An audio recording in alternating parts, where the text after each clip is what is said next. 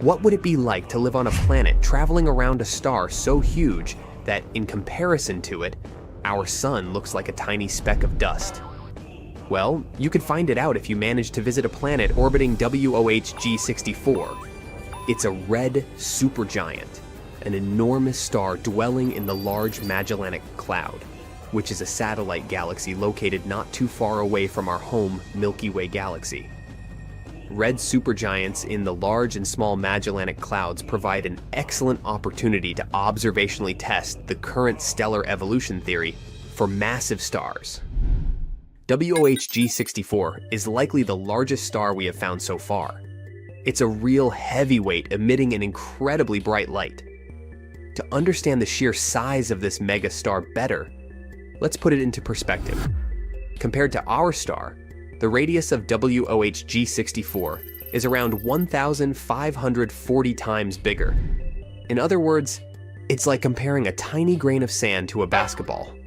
If we placed WOH G64 at the center of the solar system, the surface of this star would extend past the orbit of Jupiter, swallowing up Mercury, Venus, Earth, Mars, and Jupiter itself.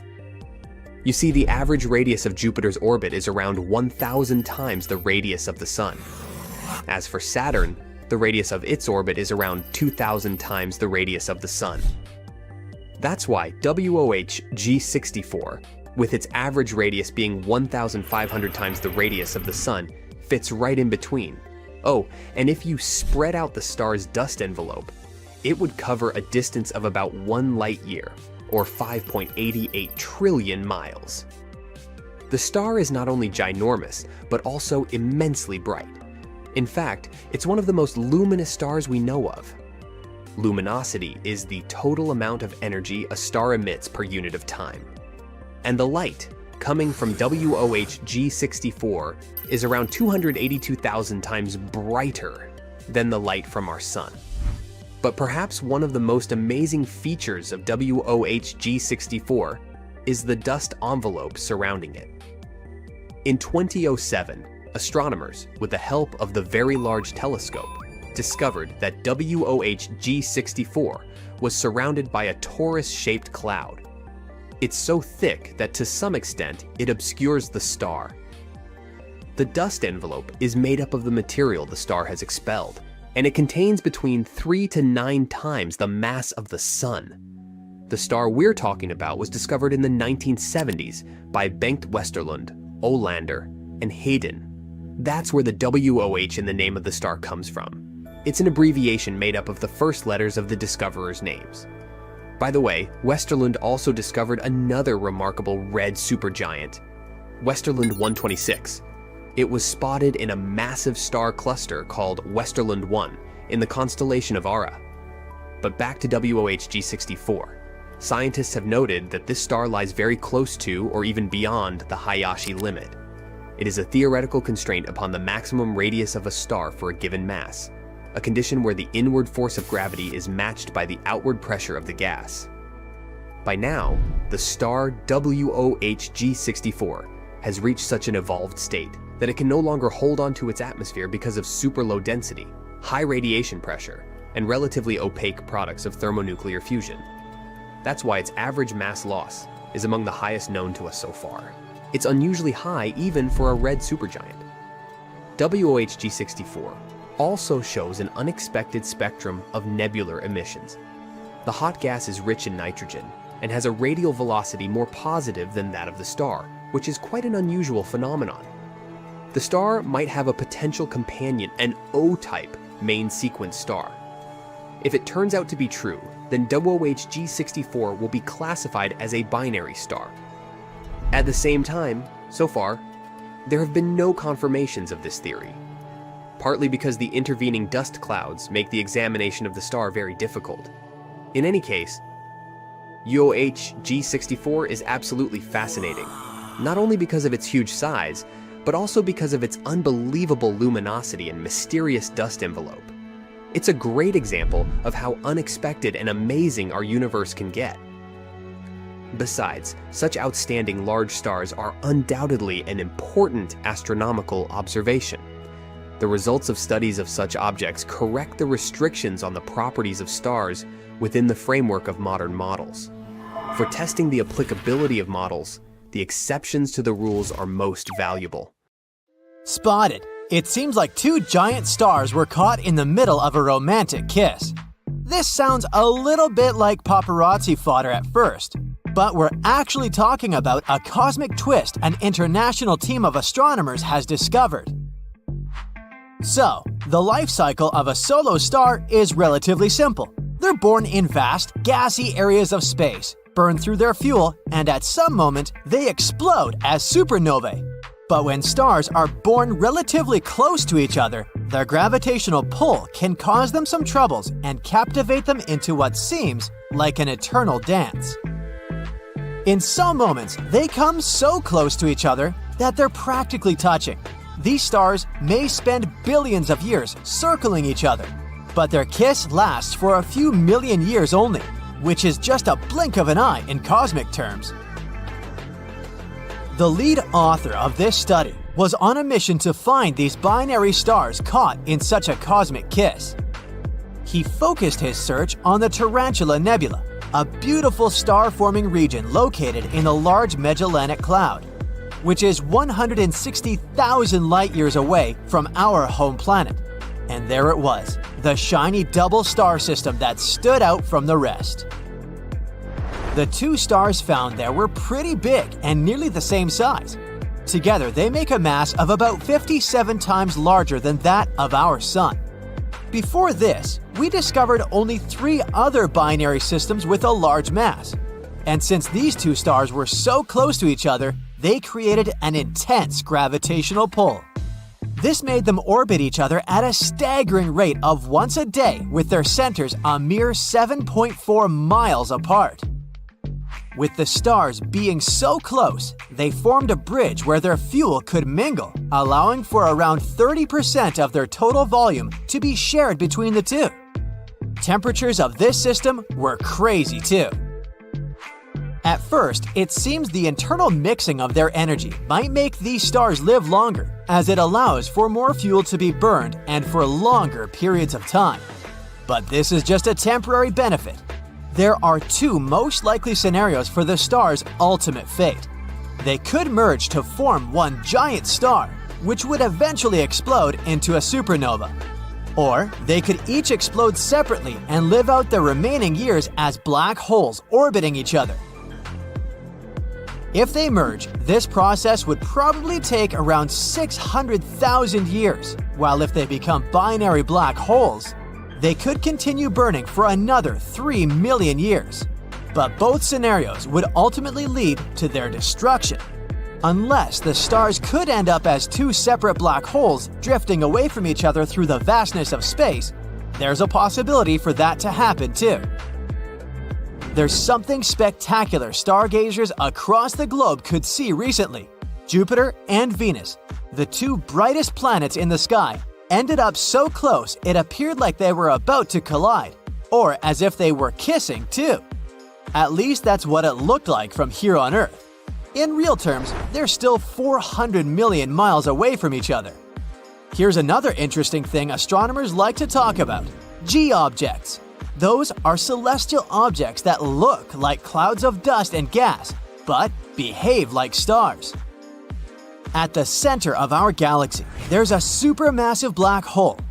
It's 4 million times the mass of our Sun, and recently, scientists found out there are 2 mysterious G objects that hang out pretty close to that black hole, so-called G1 and G2. And the most probable theory is that G2 are 2 stars that were orbiting the black hole in tandem and merged into an extremely large star cloaked in unusually thick gas and dust. During G2's closest approach to the black hole, it showed a strange signature. It was elongated, and much of its gas was torn apart. As it got closer to the black hole, it lost its outer shell, and now it's getting more compact again. The thing that has everyone excited about the G objects is the material that gets pulled off of them by tidal forces as they sweep by the central black hole. This material must inevitably fall into the black hole, and the result is an impressive fireworks show. This happens because the material eaten by the black hole will heat up and emit radiation before it disappears across the event horizon. An event horizon is that scary boundary around a black hole from which nothing can escape. Now, it seems scientists have discovered 4 more G objects, and they're all located within 0.13 light-years of this black hole. And it could be that all of the 6 objects used to be binary stars that got together and merged because of the powerful gravity of this giant black hole. Usually, it takes over 1 million years to finish the merging process between 2 stars. We definitely want more G objects because it's one of the rare opportunities for us to study how things behave near a supermassive black hole without being swallowed. Yet. Have you heard of variable stars? Look up at the sky. We often think of the stars as unchanging, eternal lights. Yes, some stars might appear constant, but others change in brightness over time, which is why we call them variable stars. Some of them dim and brighten again over days, months, or even years. We can't see it with the naked eye. We're talking about changes astronomers can only notice using equipment and over longer periods. And how about vampire stars? Imagine 2 stars, a red giant and a white dwarf, in a binary system, swirling around each other like cosmic ballet dancers. The red giant, which used to be a vibrant and fiery star, now has aged and grown tired.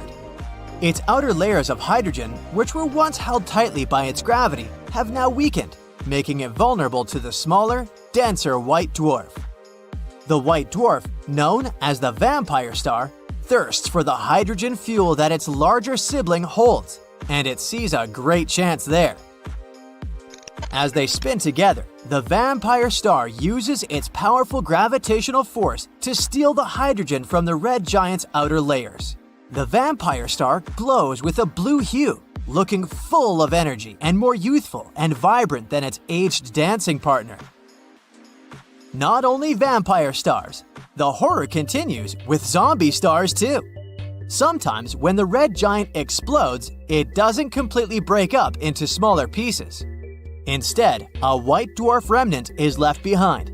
It's basically a zombie star that was gone at the moment, but has risen back to life. But this isn't your average zombie, hungry for brains. No, this star hungers for the very substance that its vampire sibling had been taking from it all along, hydrogen. And if the zombie star is close enough to its victim, it will start sucking material back in to start its core again. It will become a hydrogen explosive, ready to go boom in a spectacular show of cosmic revenge. It's a fascinating phenomenon. We usually won't even manage to detect it because these explosions are much fainter than the usual supernovas.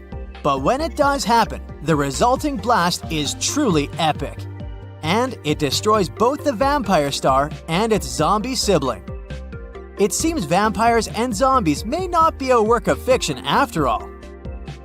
Not only are we made of stardust, but we're also more similar to stars than we thought too. For example, stars also like to hang out with their close group of friends. Most stars prefer to travel through the universe in clusters. It's a group of stars that end up bound together by gravitational force. The stars in the cluster are mostly made of the same age and type, hobbies, and interests. I guess even they have better social lives than I do. What would the Earth look like if it was born in another solar system? I did a little research for you to find out, and the results were surprisingly wholesome. There are some warm tropics, strong winds, and giant dragonflies. But okay, let me explain from the very beginning.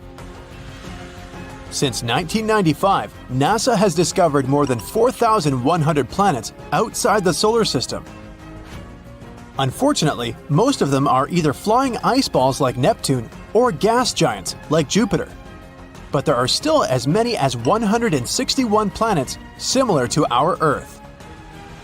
And one of them is very close to us. in the Alpha Centauri constellation. There are 3 stars in this constellation. 2 of them are called Alpha Centauri A and Alpha Centauri B. If you live in the southern hemisphere, you've probably seen them. They're very bright. Because of that, they look like one big star. They rotate around each other very slowly. And there's the 3rd star, chilling around not far from them. It's a teeny tiny red dwarf, Proxima Centauri. It got its name because of its proximity to our Sun. This star is the most interesting one, so let's talk more about it. Proxima Centauri is only 4.5 light years away from us. Oh, and 1 light year is about 6 trillion miles. Yep. If we went there, it would have taken just a little over 165,000 years of traveling in a space shuttle. Oh, you think that's a lot? For the universe, it's like checking on your fridge. Proxima Centauri is much lighter and much smaller than the Sun. It's also 2 times colder than the Sun, with a temperature of 3,000 Kelvin. That's why we can't see it without a telescope.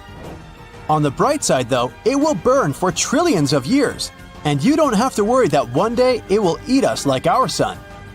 And yes, our twin planet is located right next to Proxima Centauri. This planet is called Proxima b. Yeah, I know, they got creative with all these names. I hope you won't get confused. It's slightly larger and more massive than the Earth. This planet is located in the habitable zone of Proxima Centauri. It means that there can be water and even some microorganisms there. Yes, it's possible that one day we'll find some life there. But right now, we don't know much about this mysterious planet. It's probably a rocky planet like our Earth and has a similar landscape, but this is just a theory. Who knows what kind of jokes the universe can throw at us? It would be a shame to fly 165,000 years just to stumble upon a giant piece of ice or something. Fortunately, we probably don't have to wait that long. The big brains are now developing a technology that would allow us to move at the speed close to the speed of light. If they succeed, we'll get to Proxima b in just 20 years. But anyway, this video is not just about Proxima b. It's about what would have happened if life had originated not in our solar system, but in Alpha Centauri.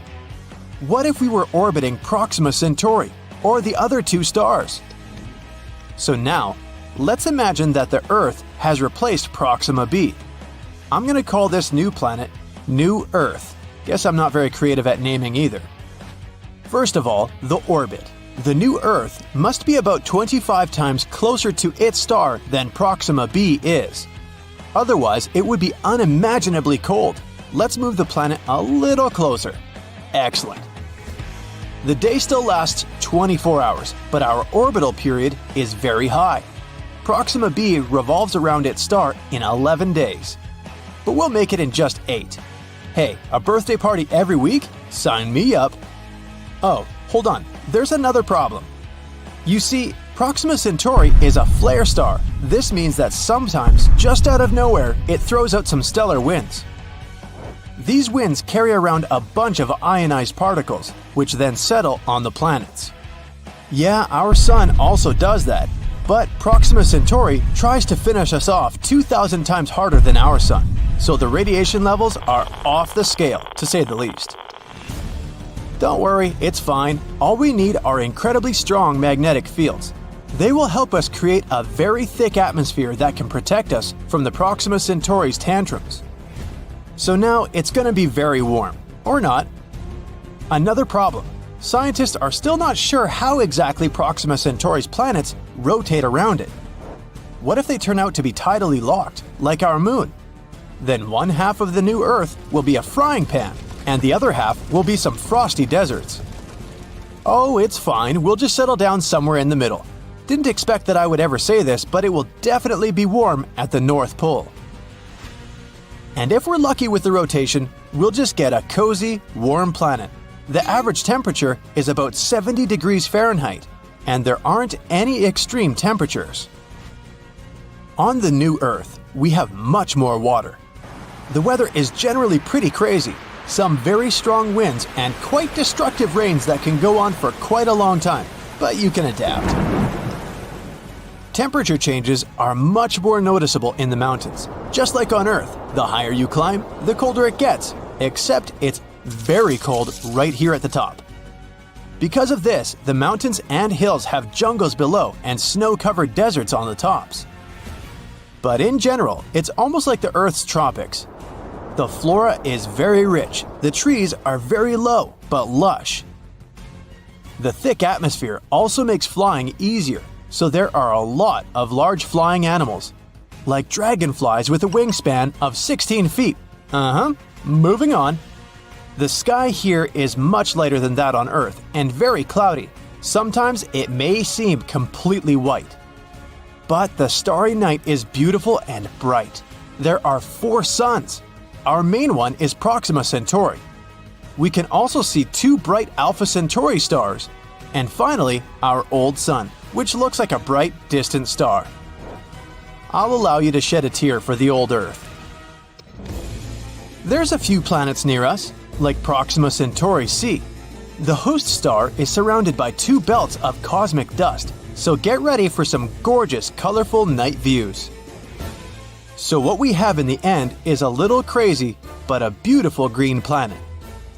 I personally wouldn't mind moving there already. What about you? Write in the comments. Alright, so now we know what would have happened if our Earth had been born near Proxima Centauri. What about the other 2 stars? Unfortunately, we won't be able to rotate near 2 stars at the same time. Scientists suspect that Alpha Centauri A and B have some kind of common planet that jumps from one orbit to another, but it's probably very cold. Let's choose Alpha Centauri A. Just like on the new Earth, here our average temperatures are about 70 degrees Fahrenheit.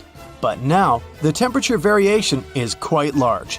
It goes from negative 100 degrees Fahrenheit at the South Pole to 113 degrees Fahrenheit at the equator. We'll be fine close to the north. The day is still 24 hours, and the orbital period is 1 year and 1 month. It's almost the same for the Alpha Centauri B, but the orbital period is about half a year. Other conditions are very similar to those on Earth. Changes in the seasons are almost not noticeable. The temperatures don't change much either. No matter where we settle down, the neighboring star will be clearly visible, but we probably won't see Proxima Centauri. And that's about it. Of course, all this assumes perfect conditions. Just like on Earth, one slightest change, whether it's a thin atmosphere or a bigger distance from the star, and it won't end well. We got really lucky with our Earth. But even so, the chances of finding a habitable planet are very high. Even with the tiniest possibility, there will be about 15 million planets in our universe that we can find life on.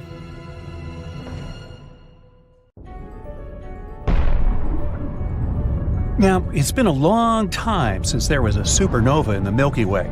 Over 400 years to be precise. So hey, we're long overdue. So here are the most likely stars to go boom, if they haven't already. At the top of the list must be the Southern Hemisphere star Eta Carinae. Greek letters before the name of the constellation indicate the rank of the star's brightness in that constellation. Sir Edmund Halley, in 1677, recorded Eta Carinae as the 7th brightest star in the constellation Carina, Eta being the 7th letter in the Greek alphabet. It might not have looked very bright to Sir Edmund and his contemporaries in the 17th century, but modern studies of Eta Carinae estimate it's 5 million times more luminous than our Sun. Luminous is a technical word astronomers use. It doesn't just mean brightness. Luminosity refers to the total energy released at all frequencies. Eta Carinae releases 5 million times more energy than the Sun. Truly one of the whoppers of the Milky Way, Eta Carinae is 100 times more massive and 240 times larger than our yellow-white dwarf sun, Sol. Obviously, since it appears dim, Eta Carinae is pretty far away, about 7,500 light-years away. Yet even at this distance, if this star goes hypernova, it can still impact Earth's ozone layer, disrupt satellite communications, and harm astronauts. 159 years after Halley's observation, Eta Carinae experienced a nova-like explosion. It increased from a relatively dim star to become the second brightest star visible from Earth, but only for a period of 27 years. From 1836 until 1863, Eta Carinae was the second brightest visible star after Sirius, the dog star, and Sirius is only about 8 light-years away. Since 1863, aside from a couple of flare-ups, Eta Carinae has dimmed back down to its original brightness at magnitude 4.5. Now, astronomers owe us a small apology, which we don't expect to get anytime soon, for star magnitude nomenclature. The brighter a star is, or planet, or moon, the lower its magnitude. Thus, stars brighter than first magnitude are either 0 magnitude or negative magnitude. The full moon, for example, is magnitude negative 13.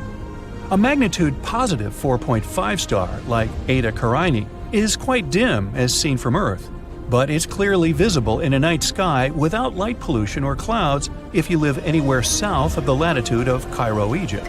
30 degrees north latitude is the farthest north you can see this star. Now, listen up. Eta Carinae is currently up to something.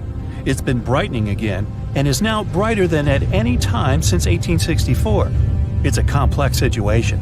Eta Carinae is really 2 stars, Eta Carinae A and Eta Carinae, what's your guess? Oh, B. There's a third star nearby that's also interacting with the double star's dynamics. Now, without looking, I'm guessing it's named Eta Carinae C. Good guess. Blown out into 2 incredibly massive globes of gas that are expanding at 20 million miles per hour, Eta Carinae is, without a doubt, one of the strangest looking stars you'll ever see. Remember, it's located at a great distance of 7,500 light-years away from us. And if anything had happened to Eta Carinae in the last 7,500 years, like going hypernova, we wouldn't be able to see it, because none of Eta Carinae's electromagnetic radiation would have gotten here yet. Astronomers are keeping a close watch on Eta Carinae because it can go hypernova at any time. Or maybe it already did 5,000 years ago, in which case we'd only have to wait another 2,500 years to see it. Yeah, like I'll put it in my planner. Now, from a list of over 30 likely candidate stars that might go supernova, Rho Cassiopeiae is many astronomers' choice. Another Greek letter, Rho, is the 17th letter in the Greek alphabet. It means that Rho Cassiopeiae is the star with the 17th brightest apparent magnitude in the constellation Cassiopeia. Yet Rho Cass, a nickname, is only one of 7 known yellow hypergiant stars in the Milky Way. It's another whopper. To be seen at magnitude 4.5 from a distance of about 10,000 light-years away, Rho Cass must be a very large star, a hypergiant. Placed where the Sun is, Rho Cass would encompass the orbit of Mars. But it's still yellow. It's not a red giant star. Red indicates a cooler surface temperature. Rho Cass, as huge as it is still as hot on its surface as our Sun, or even a little hotter. That can only mean 2 things. Deep inside its core, Rho Cass is fusing atoms much heavier than hydrogen or helium. Plus, Rho Cass is producing much more energy than a red giant star. In the year 2000, Rho Cass erupted massively. It brightened by 2 orders of magnitude as it ejected 10,000 times the mass of Earth into space at 4 times the speed of sound. Astronomers detected the signature of titanium oxide in this eruption. This means that Rho Cass is much closer to going supernova, or in this particular case, hypernova, than astronomers used to assume. Iron is just a few steps above titanium in the periodic table, and when iron forms, fusion stops and a star collapses. Rho Cass is really close, or more correctly, was really close.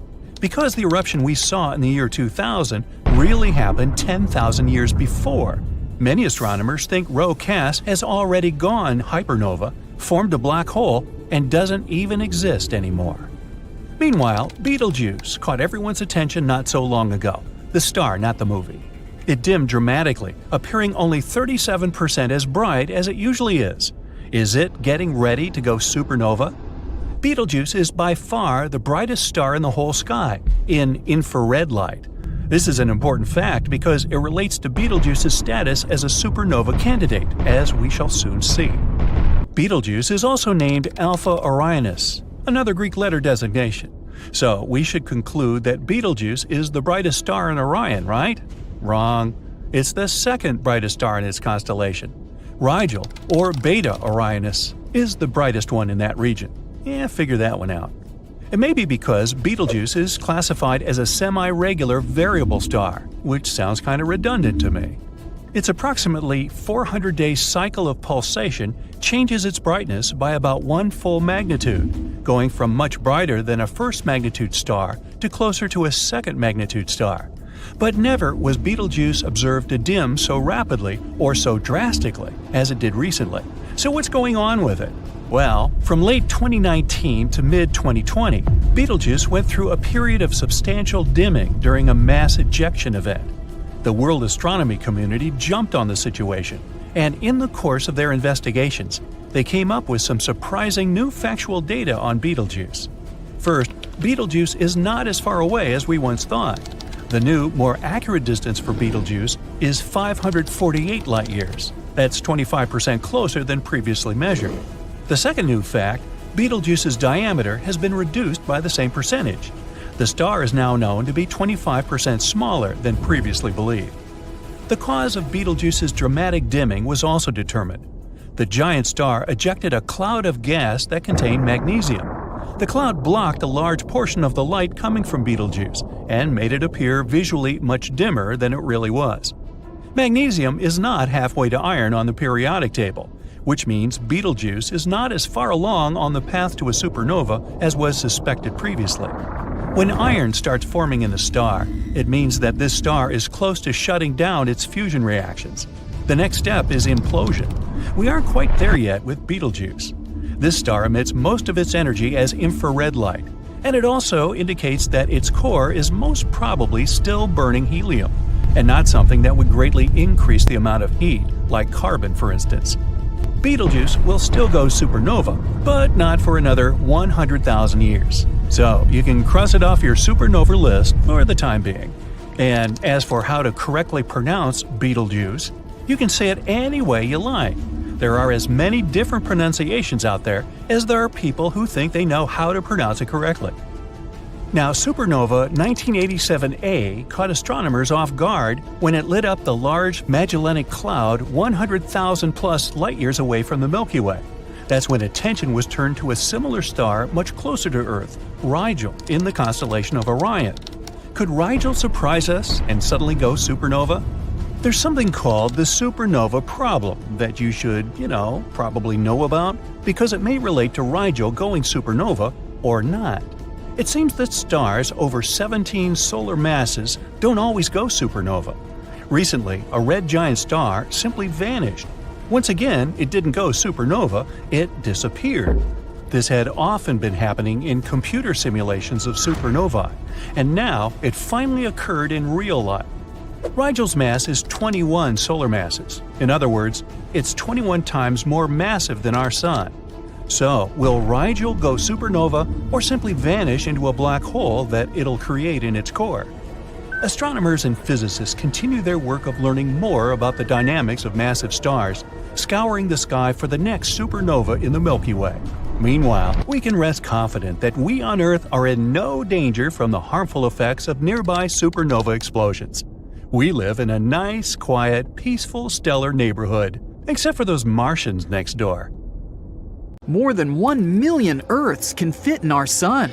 New research shows that between 20% to 35% of suns eat their own planets, and a quarter of planetary systems orbiting stars like the Sun had a chaotic past.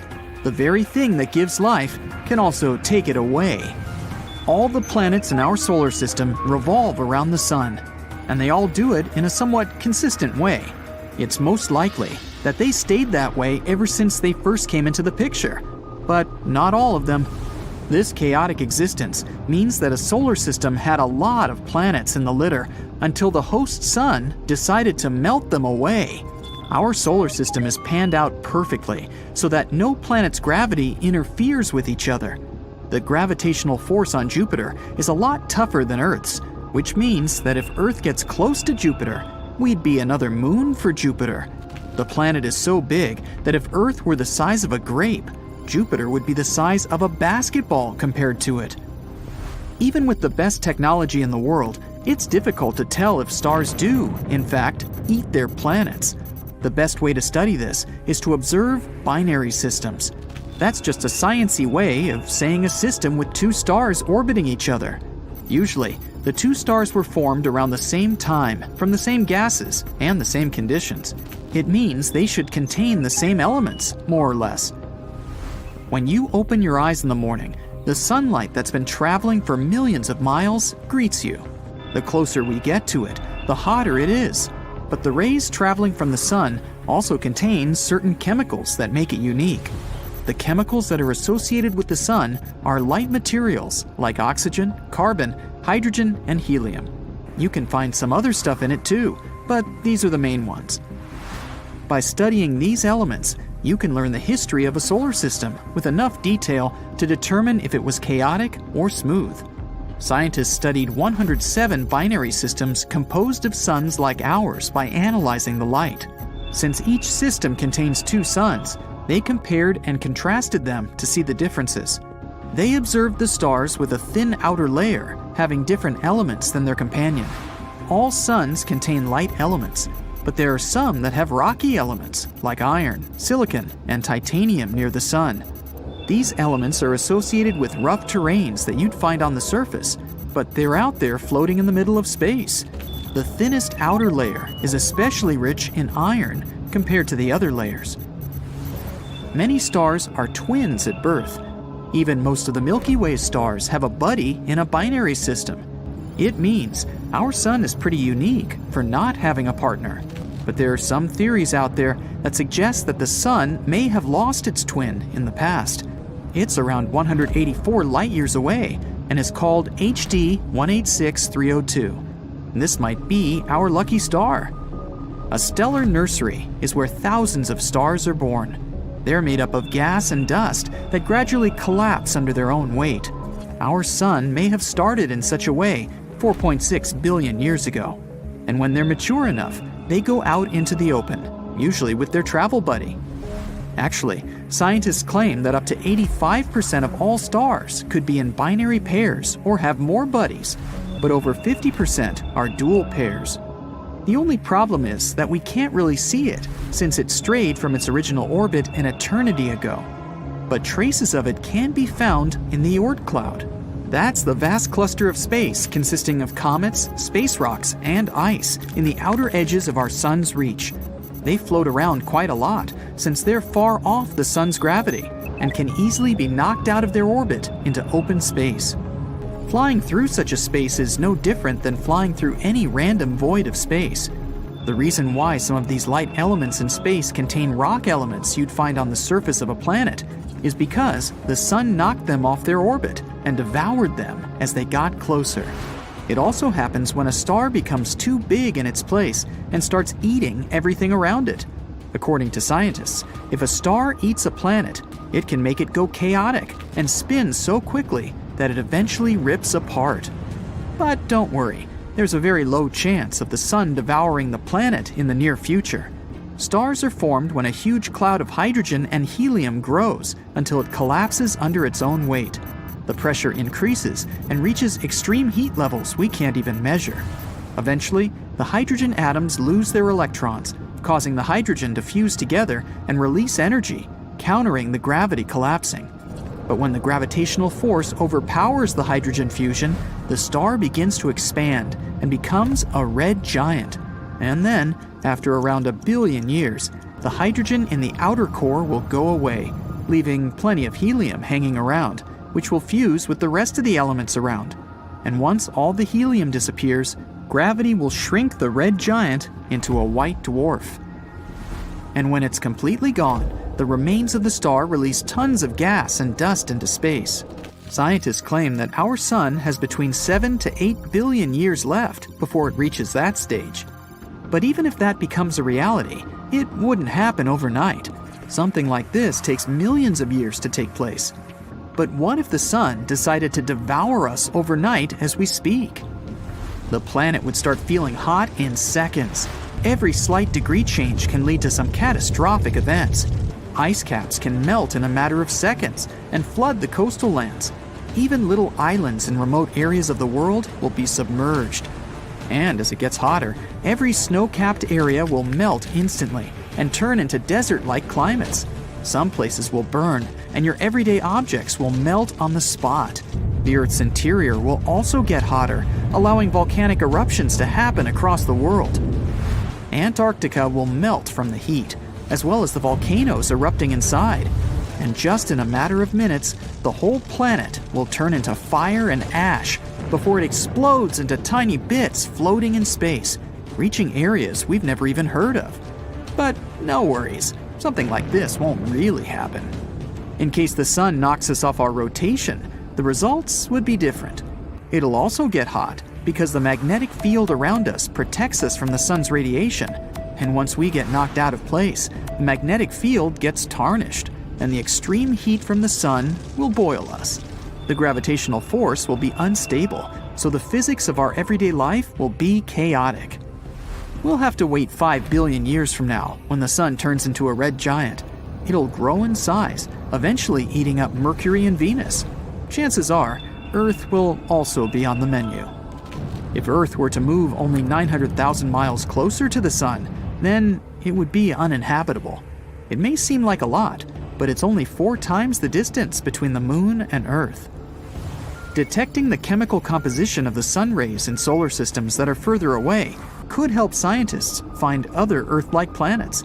Since the atmosphere around these planet-eating stars changes the chemical composition, we can detect which solar systems out there have had a calm past.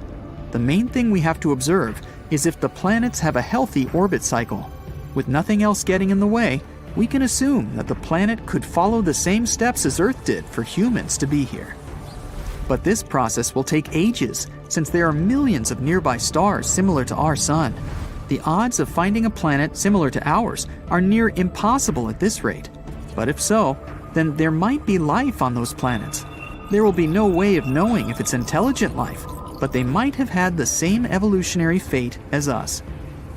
Arcturus, a huge red star. It's just bursting from inside out. The red sea of plasma on its surface rages and pulsates. The star burns anything that comes close to it. And now, plop! Arcturus is gone. But at the same moment, it reappears at the center of our solar system, replacing the sun. What we see in the sky isn't a small yellow dot anymore, but a giant red ball. It's 25 times wider and 30% heavier than the sun. Even though Arcturus is a little cooler, it's still a total nightmare for Earth. The distance from our planet to the star is now 25 times less. All the water in the oceans and rivers begins to evaporate. What used to be rainforests are quickly turning into a lifeless desert. But sunsets and sunrises now look amazing. Imagine yourself on the roof of the Empire State Building, watching the sunrise. First, you see the light over the horizon. It almost blinds you because Arcturus is 110 times brighter than the sun. Then, the star gradually climbs over the surface. The thick dot on the horizon gets wider and wider. It continues to grow until the red star is everything you can see. Arcturus is now so close that you can even see storms of hot plasma on its surface. There are periodic outbursts and mass ejections. Huge amounts of matter are ejected from the surface of the star at speeds of up to 1,200 miles per second. The matter takes the form of a loop attached to the star at both ends. And you have to wear a super advanced spacesuit to be able to observe such a sunrise. Life on Earth ceased to exist long ago under these conditions, and it's going to get worse over time because every 8 days, Arcturus's brilliance increases, and soon our planet will become more like Venus. It's so close to the sun that the high temperature makes any life there impossible. Okay, let's let our planet cool down a bit and put Proxima Centauri in the center of our solar system. It's not a red giant, but a red dwarf. This star is almost 7 times smaller than the sun and almost 9 times lighter. Now our oceans and rivers are not evaporating, but freezing over. Forests and jungles are covered with snow. In about a week, there won't be a single place on Earth where the temperature is above freezing. Even plants that are used to the cold will cease to exist. They mostly feed on the sun's energy. Now, they begin to starve. But there will still be water deep beneath the ice layer. It'll be heated by the hot core of our planet. Microorganisms will still be able to survive. It's much darker on Earth too. It's like an endless twilight here. Oh, and we can barely see the moon. The thing is, it doesn't produce its own light, but reflects it from the bright sun. With Proxima Centauri instead, the moon will lose its brightness. Hop on the bright side of life together with our brand new tees, hoodies, and more. Click the link to pick your choice. But an even bigger problem would be with our orbit. The sun has a certain gravitational force, and it keeps us just in the sweet habitable zone, where we're not too hot and not too cold. Proxima Centauri's gravity is much weaker, and Earth is slowly drifting away from the star. We now run the risk of encountering asteroids flying through space, or even other planets. But the worst case scenario is if Proxima Centauri simply can't hold our planet, and we fly away into dark space. Then, you can forget about any forms of life here. Now, let's put Sirius at the center of our solar system. It's the brightest star in our night sky. It's only 70% bigger than the sun, but almost twice as hot. So its glow is not only bright, it's sizzling. And its light is not yellow, but somewhere between blue and white. You couldn't go out in the city without sunglasses, or Sirius glasses. Still, you wouldn't want to walk the streets, where the asphalt is boiling anyway. You could literally fry eggs on the curb. Of course, by this time, all life on Earth has long since disappeared. But it's not just because of the temperature. Sirius emits enormous amounts of radiation. Our atmosphere serves as a shield against the sun. But in the case of Sirius, that shield wouldn't be enough. Now, why don't we take a more bizarre approach and make ourselves a double star system? These are two stars that revolve around a common center. And there's our Earth, safe and sound. It's all about the size and brightness of the stars. These two aren't too big, and they give off as much light as our sun. All that matters to us is that our planet is in the safe zone of the double star system. At sunrise, you first see one star appear from below the horizon, and then, a couple of minutes later, the other. The only problem is that this beauty may soon explode with enormous force. In binary systems, one star is always heavier than its companion. Sooner or later, it starts pulling matter away from the smaller star. Gradually, the bigger star just eats its neighbor. Then the big brother can reach a critical mass and explode. This explosion would be about as strong as a supernova. It would destroy our entire solar system. The light from this explosion would be visible for hundreds of light years away. And after that, there would be a huge nebula in the place of our star system. It's stardust and particles that are left from our world. Going to the realm of the crazy now, a black hole. Yes, there's one at the center of our solar system now. We know black holes are scary, mysterious objects that pull in everything in their path. But even around a black hole, there is a habitable zone. You just have to be far enough away so that it doesn't drag you down into its black abyss. Mercury and Venus would be too close to the black hole, so most likely they'd be torn apart and then head for the event horizon. This is the last stop before hitting the singularity, the heart of the black hole. There are only two problems: light and time. A black hole pulls light in instead of emitting it, so the Earth will quickly become dark and cold. And time goes slower around heavy objects. Near a black hole, 1 second can be equal to weeks or even months away in outer space. We won't feel this difference, but the entire universe around us will develop faster relative to us. Any object can become a black hole if it's compressed to a certain size. For example, the sun can become one if it's shrunk to a width of 3.7 miles. And even the Earth, if you squeeze it to a width of 0.7 inches, it becomes a black hole. Oh, now there's some little rock lurking in the center of our solar system. It's a neutron star. It's about 18 miles wide. Some meteorites are much bigger than that. but it has a mass comparable to the Sun. So its gravitational force is about the same, and our planet's orbit is intact. But the problem is that neutron stars emit next to no visible light, so it's now permanent night on Earth. Still, it gets very hot here.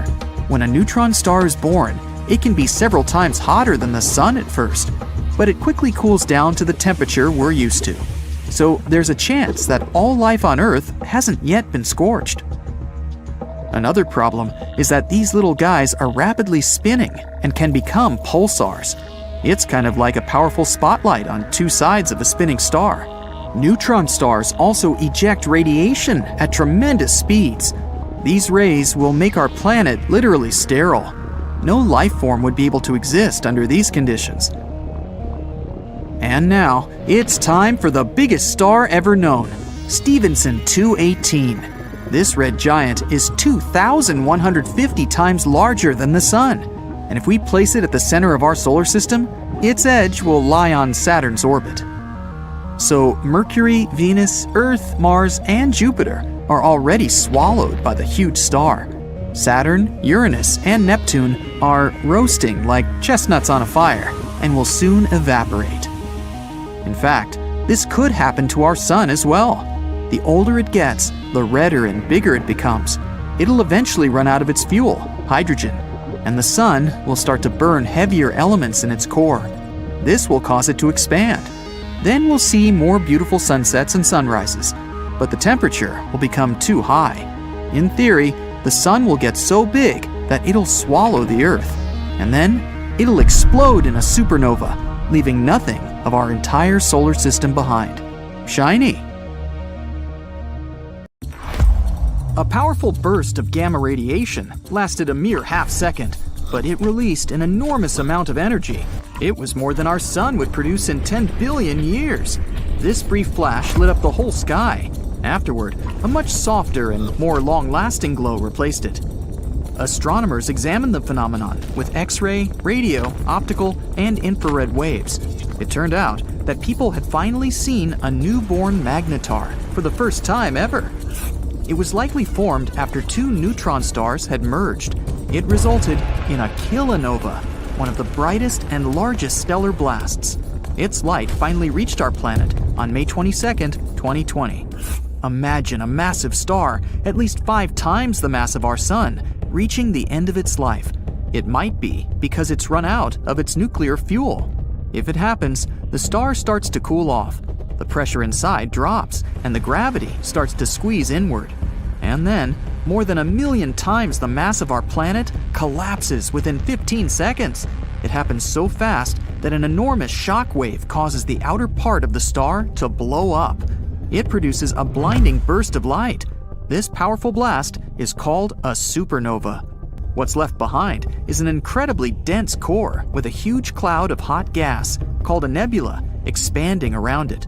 If the star has been massive enough, more than 10 times the size of the Sun, it's likely to turn into a black hole. If not, it turns into a neutron star. It's basically a giant nucleus, the central part of an atom.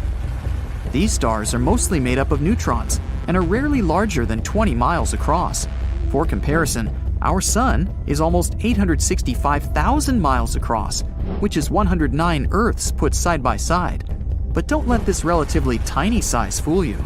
Any neutron star is at least 1.5 times heavier than our Sun and has an intense magnetic field. If you scooped just a teaspoon of this star's insides, this matter would weigh more than 1 billion tons. It's so dense that it makes neutron stars some of the most extreme objects people know about. The next stop is the black hole itself. When two neutron stars merge, they most often create a new, much heavier one.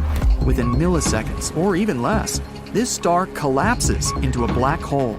But the astronomers who examined the flash of light recorded in March think there might be another outcome. They're almost sure they saw something never observed before: the birth of a magnetar.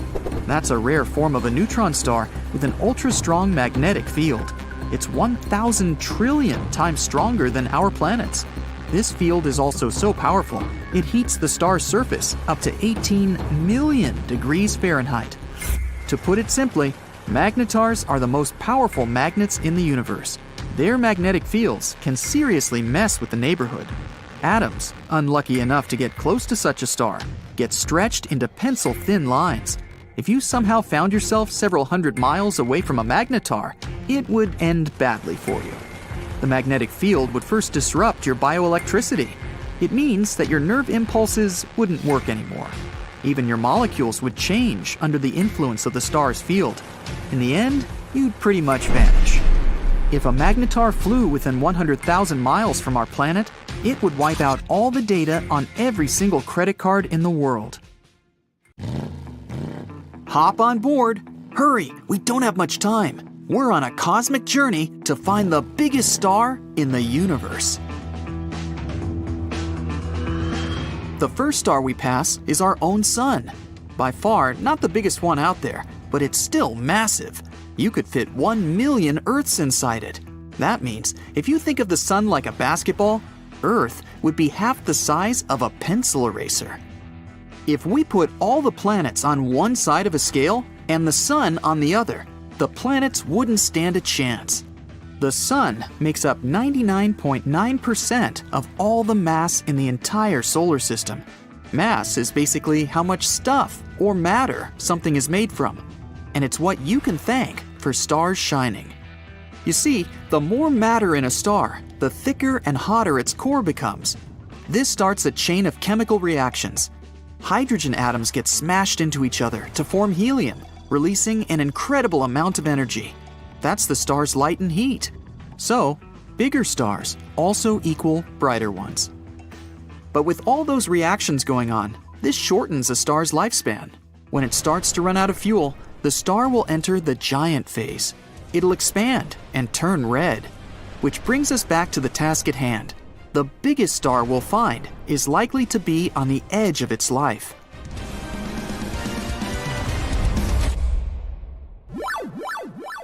Switching on our hyper light engines, we soon arrive at the Lumen 16 system.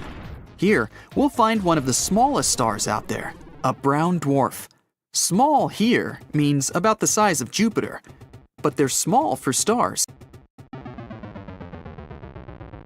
Brown dwarfs are also called failed stars because they don't have enough mass for those chemical reactions. That means they're not as bright, but they're super dense. All the matter in them is packed together so tightly, they weigh 80 times more than Jupiter, even being the same size. And if you think that's something, just look at a white dwarf, even more tightly packed. This one here is Sirius B. It's also about the size of Jupiter, but it'd weigh as much as the sun. It emits a dim white light. Once it runs out of gas, it'll turn red and cool down. Now let's fly closer to its giant neighbor, Sirius A. You easily see this star from Earth. No telescope needed. Twice heavier and more than 1.5 times wider than our sun. It's the brightest star in our night sky.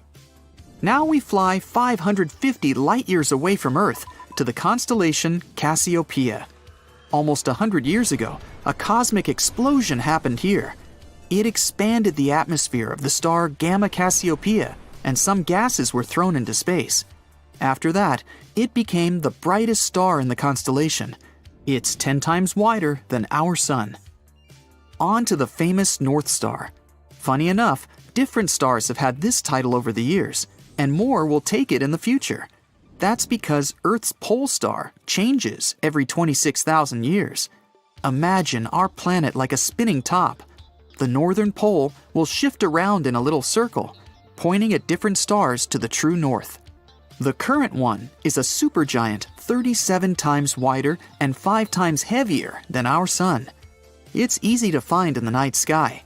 It's on the very tip of the Little Dipper's handle. Get ready now. We're setting off for the eye of the storm, the center of our Milky Way galaxy.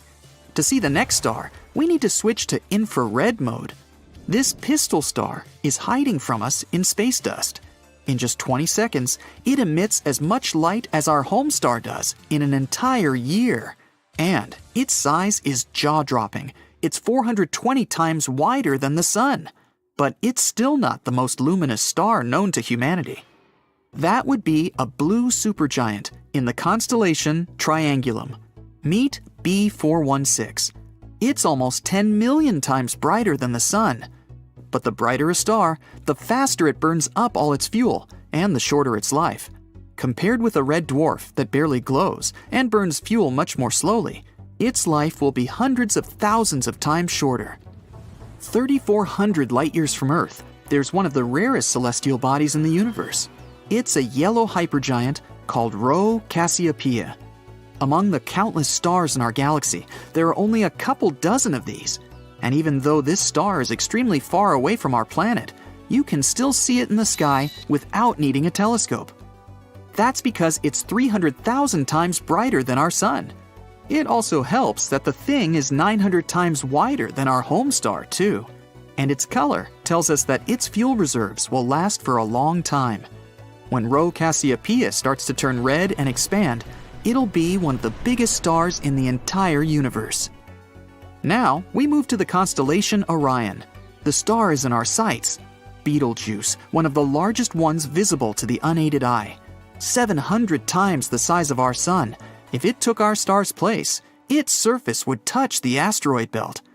That's between the orbits of Jupiter and Mars. It would engulf the 4 inner planets, Earth included. But this star has astronomers very excited. They predict Betelgeuse will explode in a fantastic celestial show in the next 10,000 years. It'll be the greatest astronomical event of all time because we'll be able to observe a supernova at a close but safe enough distance.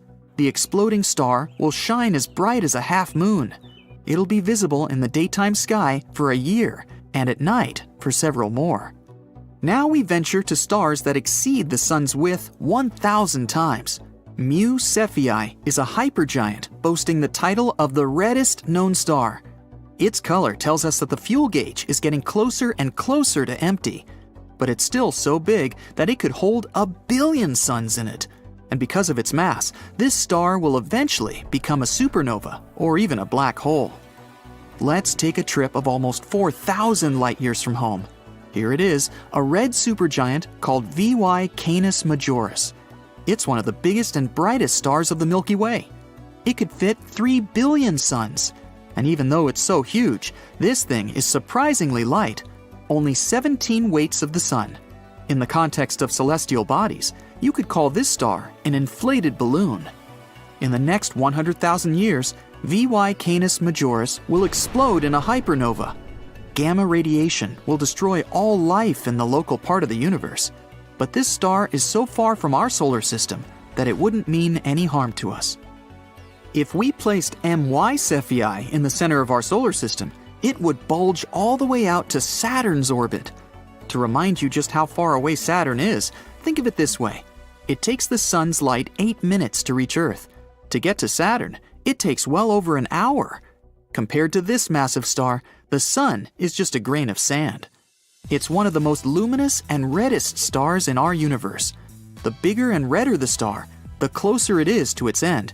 So, we're not looking at just a titan of the universe, but also one of the oldest celestial bodies out there. The second biggest star in the universe is UY Scuti.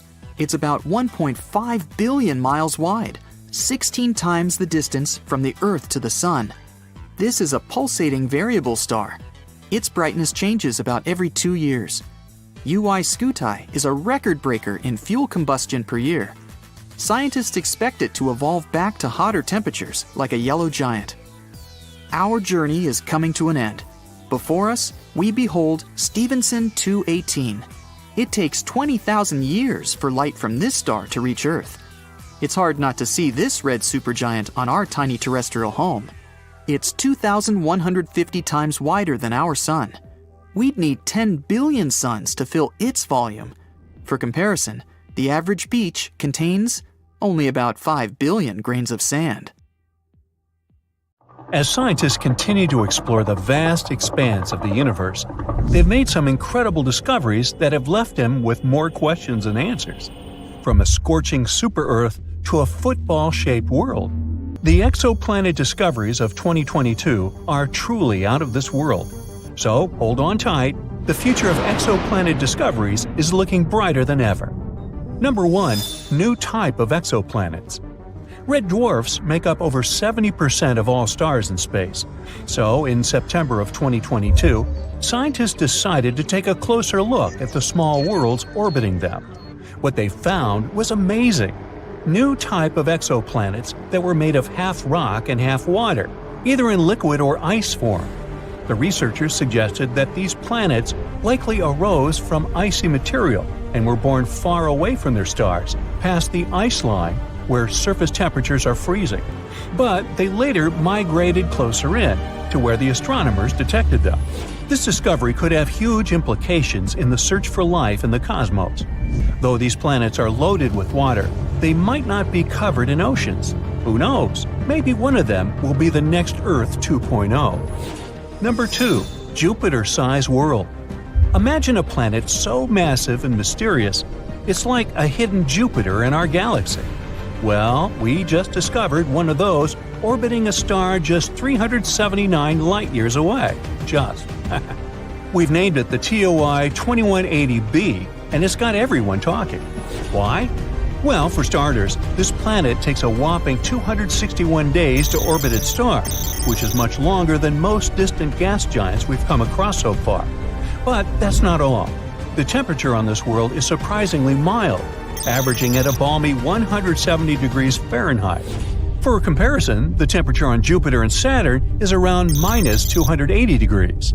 It's like a bridge between the giant exoplanets we've found and our Jupiter. But the question remains, how did this planet get to be so different? Scientists are still trying to figure that out. Let's hope that we get some answers soon. Number 3. The Hulk planet. This world is a place where the surface is covered in molten magma, and the year lasts just half a day. Welcome to TOI 1075b, an exoplanet that's been dubbed the planet Hulk by scientists. Located 200 light-years away, this super-Earth is one of the most massive ever discovered. Its proximity to its parent star causes its surface to reach scorching temperatures of 1922 degrees. It's so hot that any form of water would evaporate instantly, and the air would be filled with vaporized rock. But it's not just the heat that's impressive, it's also its size. TOI 1075b is nearly 10 times the mass of Earth, making it one of the most massive super-Earths ever discovered. But the mystery doesn't stop there. The planet's orbit takes just 14.5 hours, making it one of the shortest orbital periods ever recorded for a planet of its size. What an exciting addition to our catalog! Number 4. 3 doomed planets. Astronomers made a shocking discovery of 3 planets that are circling in a dangerous dance next to the slowly fading stars. Just a decade ago, scientists never even imagined such planets could exist. These gas giant planets, similar in size to Jupiter, orbit way too close to their slowly fading stars. They're basically walking on the edge. Take one of them, for example, dubbed TOI 2337b. Its orbit will likely send it hurtling straight into the fiery arms of its host star in less than 1 million years. Well, I won't be around then. As these stars enter their final days, they're pulling in nearby planets like a black hole, altering their orbits and potentially causing catastrophic collisions. And as these planets get closer to their stars, their atmospheres heat up and swell, leading to some mind-boggling differences in density. But despite the doom and gloom, studying these worlds could give us valuable insights into the evolution of our own solar system. Number 5. Planet with a barium's atmosphere. These are 2 hot blazing planets, each with an atmosphere made of the heaviest element ever found in an exoplanet, barium. These planets, known as WASP-76b and WASP-121b, are ultra-hot gas giants called super-Jupiters that orbit incredibly close to their stars. These planets are basically like giant balls of fire, with one side facing the star, cooking at temperatures hot enough to vaporize iron and other metals. But as the hot iron vapor is blown into the planet's cooler night side, it turns into liquid and falls as iron rain. And these planets held a special surprise for us. Barium is a heavy metal, about 2.5 times as heavy as iron. And yet, scientists were able to detect it in the upper layers of these planets' atmospheres. This is truly a mystery and a puzzle we're still trying to solve. Imagine landing on a planet like this and looking at this rain of iron and the heavy barium in its skies. That would be awesomely horrifying. Number 6. The Football Planet. Get ready to have your mind blown, space enthusiasts, because we've just discovered the ultimate football-shaped planet, and it's unlike anything we've ever seen before. Meet WASP 103b, the ultra-hot exoplanet that's more than 1,000 light-years away from Earth. This gas giant is so close to its parent star that its shape is being stretched by the intense gravitational forces. But this isn't just a fun shapeshifter, it's also a valuable scientific discovery. By studying the planet's passes across its star, we were able to measure its deformation for the first time ever. It's like taking a snapshot of a planet in motion, and it's giving us insights into the extreme conditions that these planets can endure. This is truly a great discovery. Number 7. A zodiacal light. Are you ready for a cosmic ghost story? Scientists and high school students in China have uncovered a spooky phenomenon on 3 distant exoplanets. It's called zodiacal light, a glow that's similar to the one seen here on Earth during sunset.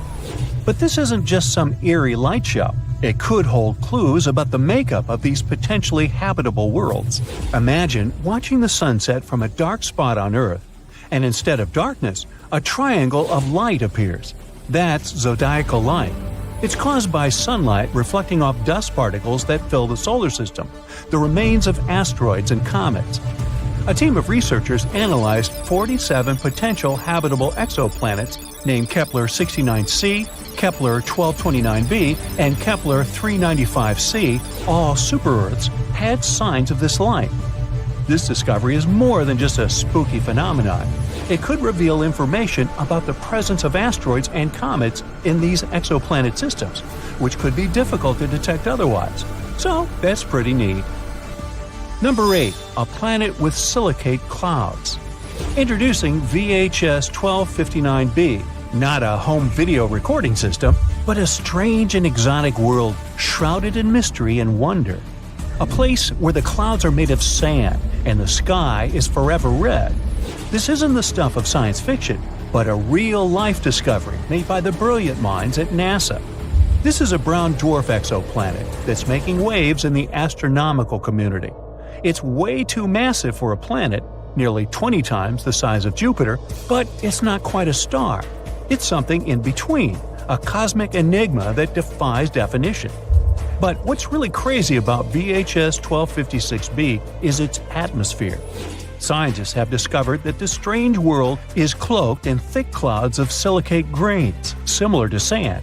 It's the first time this kind of cloud has ever been detected on an exoplanet, and it's a discovery that's sure to change the way we think about the universe and the possibilities of life beyond our world. And there you have it, folks. The year 2022 was filled with incredible discoveries and groundbreaking findings in the world of exoplanets. But this is just the beginning, as scientists and researchers continue to explore the vast expanse of space. We can only imagine what other wonders await us. So, let's keep looking. Who knows what secrets the stars hold for us next? TRES-2b, or not to be, is a planet where night never ends. And it's not your regular night with stars shining in the beautiful skies. Here it's pitch dark and scorching hot. TRES-2b is a gas giant, roughly 1.5 times more massive than Jupiter, and its surface absorbs light better than charcoal. It might also have a faint dark red glow because of its burning air, which is as hot as fresh lava. Lovely. In the star system of 55 Cancri, there are 5 planets, 4 of which are gas giants similar to Jupiter and Saturn. But the 5th one, or rather the first because it's closest to the star, is different in a most horrible way. 55 Cancri e is so close to its sun that half the planet's surface is a literal ocean of molten lava. The other half is in eternal darkness because it never sees the sun. The planet is always turned to its star on one side. And between the scorching and the dark, there's the twilight zone, a thin strip of gloomy nothingness. That's a getaway spot. HD 189377b, well, I'm not going to say that again, is the only exoplanet in the orbit of its star, and at first glance it looks quite pretty, blue and white swirls making up wondrous patterns on the surface. But these pleasant colors actually come from hard silicate particles in the planet's atmosphere, which means it rains glass here. But the worst is that winds reach the speed of 5,400 miles per hour, or almost Mach 7. Well, for comparison, the fastest wind speed on Earth was 254 miles per hour, over 20 times less. Thus, the glass falling from the sky travels horizontally at hypersonic speeds, shredding everything in its path. Better duck. The next system, whose name I won't even try to pronounce, this one, has 3 exoplanets, which are all being slowly destroyed by their own star. It happens because that star is not a regular. It's a pulsar, a rapidly spinning core of an exploded star. It creates powerful electromagnetic pulses in several directions while rotating at several thousand times per second.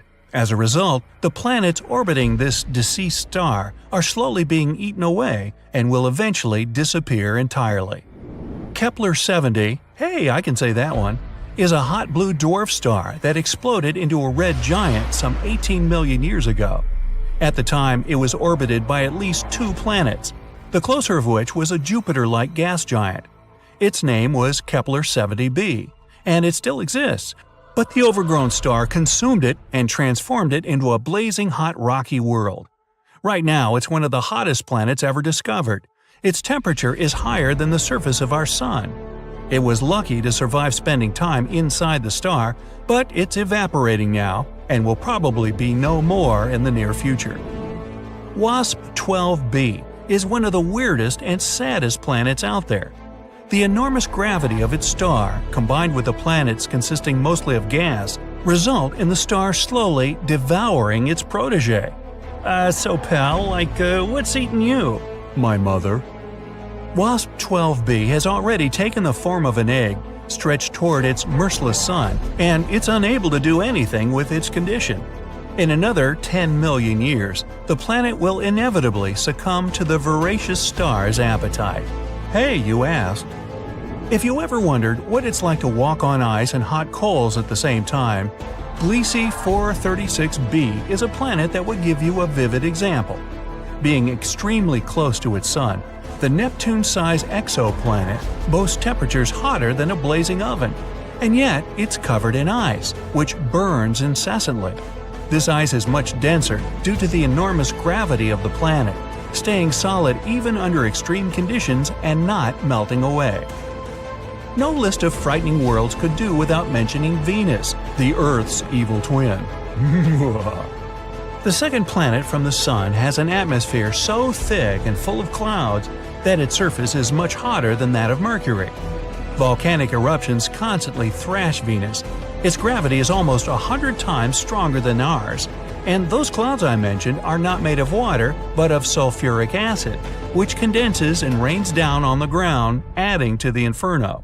But even if you were brave, or crazy, enough to try to pass through these clouds, you probably couldn't. The winds up there are as strong as some of the most powerful hurricanes back on Earth. Here we have a very long name for a very, very cold planet.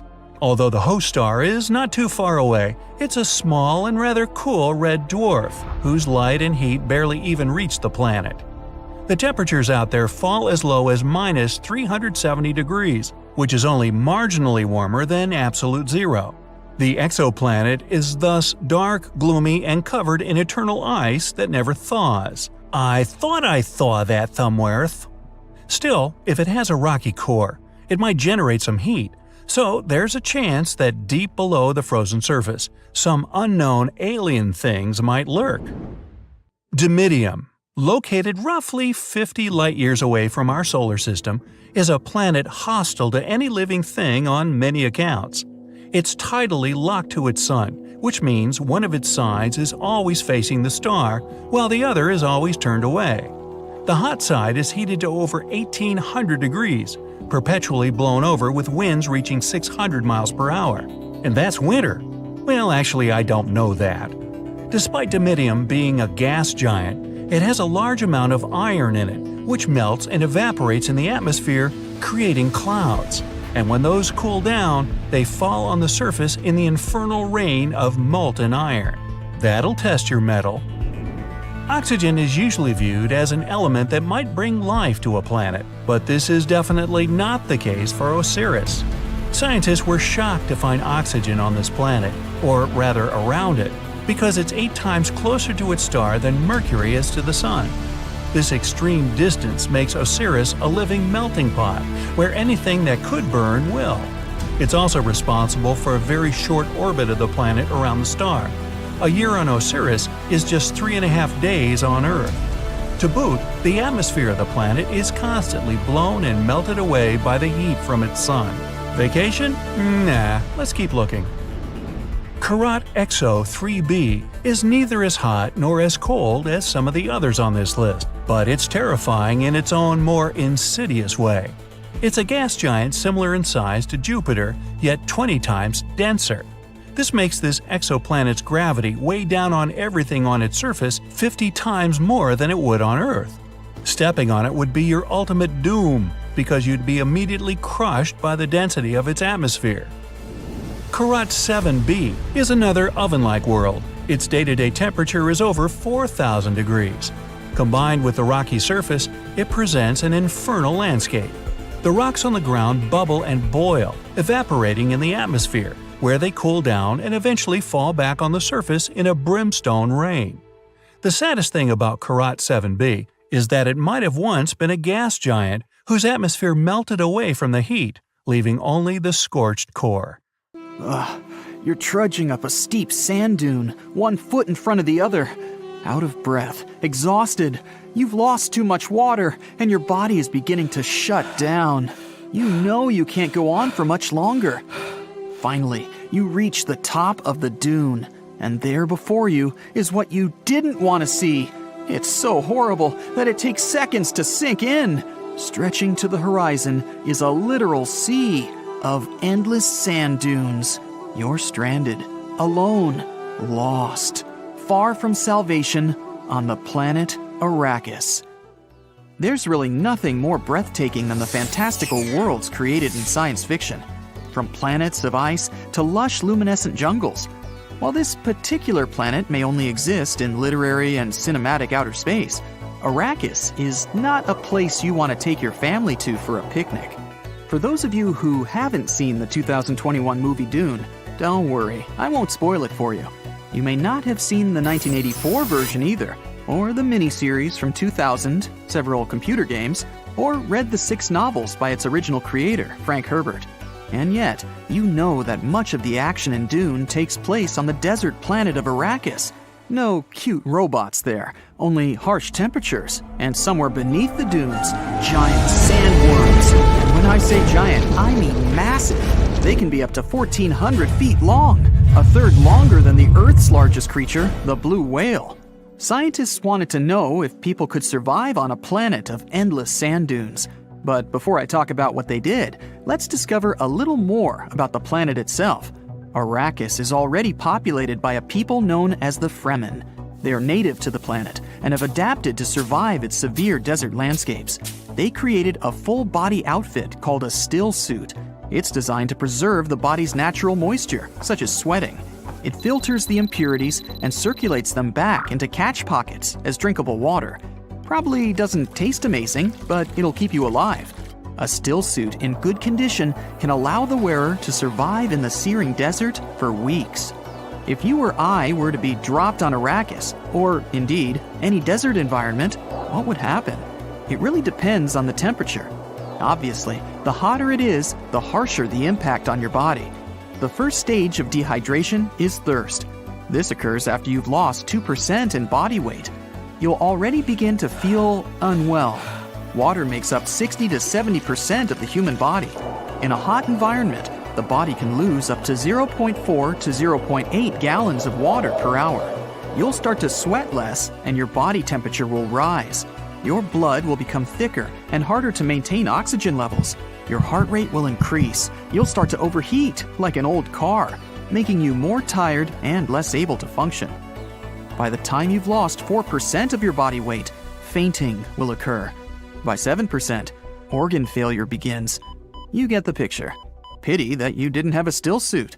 Thankfully, the movies don't physically transport us to such a place, so we can sit comfortably eating our popcorn and downing a large drink. I always get thirsty watching movies set in a desert. A group of British climate scientists must be passionate Dune fans because they decided to explore this planet in their spare time for fun. They built an actual 3D digital climate model of Arrakis. First, they collected all the data on Arrakis they could find. They scoured the Dune fandom wiki, as well as the incredible Dune Encyclopedia, a book with thousands of cross-referenced entries that took 8 years to compile. What they learned is that the atmosphere of Arrakis is made up of nitrogen and oxygen, enough for human life to exist. A good start. The planet's surface is almost entirely dry deserts, yet there are also mountain ranges that shelter the planet's limited indigenous life forms, such as the Fremen. The giant sandworms that inhabit the planet also contribute to the planet's unique ecosystem. Their internal workings are like that of a blast furnace. They produce intense heat and in turn supply oxygen to the almost plantless world. Just don't get in their way if they're out for a Sunday stroll. Located deep within the mountains of the planet are water reserves. There are also small amounts of water in the form of vapor in the atmosphere. This water is harvested via wind traps. The polar regions have a milder climate and are more hospitable to humans compared to the vast, desolate wastelands of sand dunes. Thanks to those regions, Arrakis's overall geography makes it a relatively habitable planet, in theory. To find out if the geography and environment of Arrakis was physically possible or merely a set of fictional ideas, the scientists had to turn to a climate model. Fortunately, such technology already exists. It's used to predict weather and other climate factors. The scientists told the climate model everything they knew about Arrakis, including the planet's orbit and what the atmosphere consisted of. It's similar to Earth, though with slightly less carbon dioxide. The biggest difference in atmosphere is that Arrakis has a much larger ozone concentration, 0.5% of its atmosphere, compared to just 600 thousandths of our own. With all of this complex data, they needed a giant supercomputer to process it. Even then, it took an incredible 3 weeks to get the results, but it was worth the wait. What they discovered was that in the warmest months of Arrakis, the temperature reached around 113 degrees Fahrenheit in the tropics. In the coldest months, the weather didn't go below 59 degrees Fahrenheit, not too dissimilar to Earth. In spite of that, the most extreme temperatures would actually be in the mid-latitudes and also in the polar regions, while the summers would be as hot as 158 degrees Fahrenheit, which is aligned with the book. The winters would be just as extreme, going from negative 40 degrees Fahrenheit in the mid-latitudes to as low as negative 103 degrees Fahrenheit at the poles. That's even colder than Alaska. How is this possible? The model showed that the polar regions of Arrakis have a much higher atmospheric moisture and high cloud cover, which would increase the temperature, as water vapor is considered a greenhouse gas. The book also mentions that there are polar ice caps, certainly in the northern hemisphere. In spite of that, the model revealed that the summer temperatures would melt any polar ice. Further to that, there would be no snowfall to replace the ice caps in winter. So much for a snowy winter's vacation. Another disparity is that no rain falls on Arrakis. Again, the model says otherwise. It proved that there would be rain, although only in small amounts. The rain would occur in summer and fall. It would primarily be confined to mountains and plateaus. There would be cloud cover in the polar latitudes and tropics as well. The scientists then posed the question that everybody really wanted to know: can humans legitimately survive on Arrakis? Realistically, the tropics would be the most hospitable place for people to live. Even so, most people in the dune world live in the mid-latitudes, where the hottest temperatures occur. Not very smart. The average monthly temperatures would be 120 to 140 degrees Fahrenheit. And this would be lethal for humans, even with still suits. While the body would be kept cooler in line with the outfit's design, the skin is still exposed to the sun and heat. Not only would you look like a lobster, you'd probably fry. Youch! Life outside of the tropics in winter would also be impossible without technology. The cities would suffer extreme conditions in both winter and summer, akin to intense locations on Earth like Siberia, which has brutal winters. Not the best locations in which to build your cities. No one could find fault with Frank Herbert, though, who passed away in 1986. His first Dune novel was published in 1965, though he'd already begun thinking about it in the late 1950s. He had visited the Oregon dunes and became fascinated by the movement of the sand dunes. He realized that without some type of vegetation, or poverty grasses which the Department of Agriculture was trying to introduce, the sand could move incredible distances. And with such force, it could swallow whole highways, lakes, and even cities. All of this was years before a man called Syukuro Manabe published the world's first climate model in 1967. In 2021, Manabe shared the Nobel Prize in Physics, the same year he turned 90, for the modeling of Earth's climate and predicting global warming. What a legend! Taking all of this into account, Frank Herbert wasn't far off the mark when it came to his fascinating world of Arrakis. While not strictly scientifically accurate, Arrakis is a realistic planet and humans could indeed live there. Just make sure you apply a thick layer of sunscreen in the summer. Herbert's novel Dune has sold millions and is considered one of the most influential science fiction novels of all time. His son Brian, already an author, took up the Dune mantle in 1999. He, along with author Kevin J. Anderson, have written many more novels in the Dune universe. The fascinating legacy lives on. Next time you plan on visiting Arrakis, please don't go in the summer. And make sure to bring your still suit. Water's pretty expensive. Our universe is full of both amazing and terrifying things. You already know about quasars, black holes, dark matter, and so on. But how about the horrors of space that you haven't even heard of?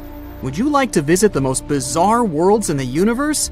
And it's not me who made this list, but NASA themselves. Welcome to the Galaxy of Horrors, NASA's awesome Halloween collection. Please join me on a journey to some planets and tell me which ones you would consider the most horrible. Buckle up. Our first destination is a gas giant called TRES 2b. It's located 750 light-years away from us. If we used a regular spaceship, it would take us about 10 million years to get there. TRES 2b orbits a yellow dwarf, a star similar to our Sun. It also weighs about 1.5 times more than Jupiter. So, what's so special about it? Well, if you're afraid of the dark, you definitely don't want to visit this place. It's the planet of eternal night, the darkest one of all the planets known to us. But it's not that far from its star, so why is that? The thing is, the surface of TRES 2b reflects light even worse than coal does. Because of this, it seems that there's no light at all. If you were flying across the surface of this planet, it would be like walking with a blindfold on your eyes. Oh wait, actually there is some light. An eerie deep red glow surrounds the surface of the planet. This glow is created by the burning atmosphere, which makes TRES 2b a scorching planet. The air there is even hotter than lava. Oh, but if you think that was bad, let me show you the next place of our horror journey. NASA wasn't beating about the bush while nicknaming this one. Now, we're not just talking about one planet, but 3 at once. They're also located quite far away, 2,300 light-years from the Sun. We would have reached them by ship in about 35 million years. All the planets are in the constellation Virgo, and each is extremely light, much lighter than the Earth. These 3 exoplanets are called Poltergeist, Dragger, and Phobator. Cool names, huh? It's because each of these planets is about to become a ghost soon. The thing is, they don't revolve around a star, but around a pulsar. Pulsars are rotating neutron stars with an extremely powerful magnetic field. In simple words, these are the stars that exploded one day. After the explosion, they usually emit such a powerful pulse that it causes the star to rotate at an unimaginable speed, several thousand rotations per second.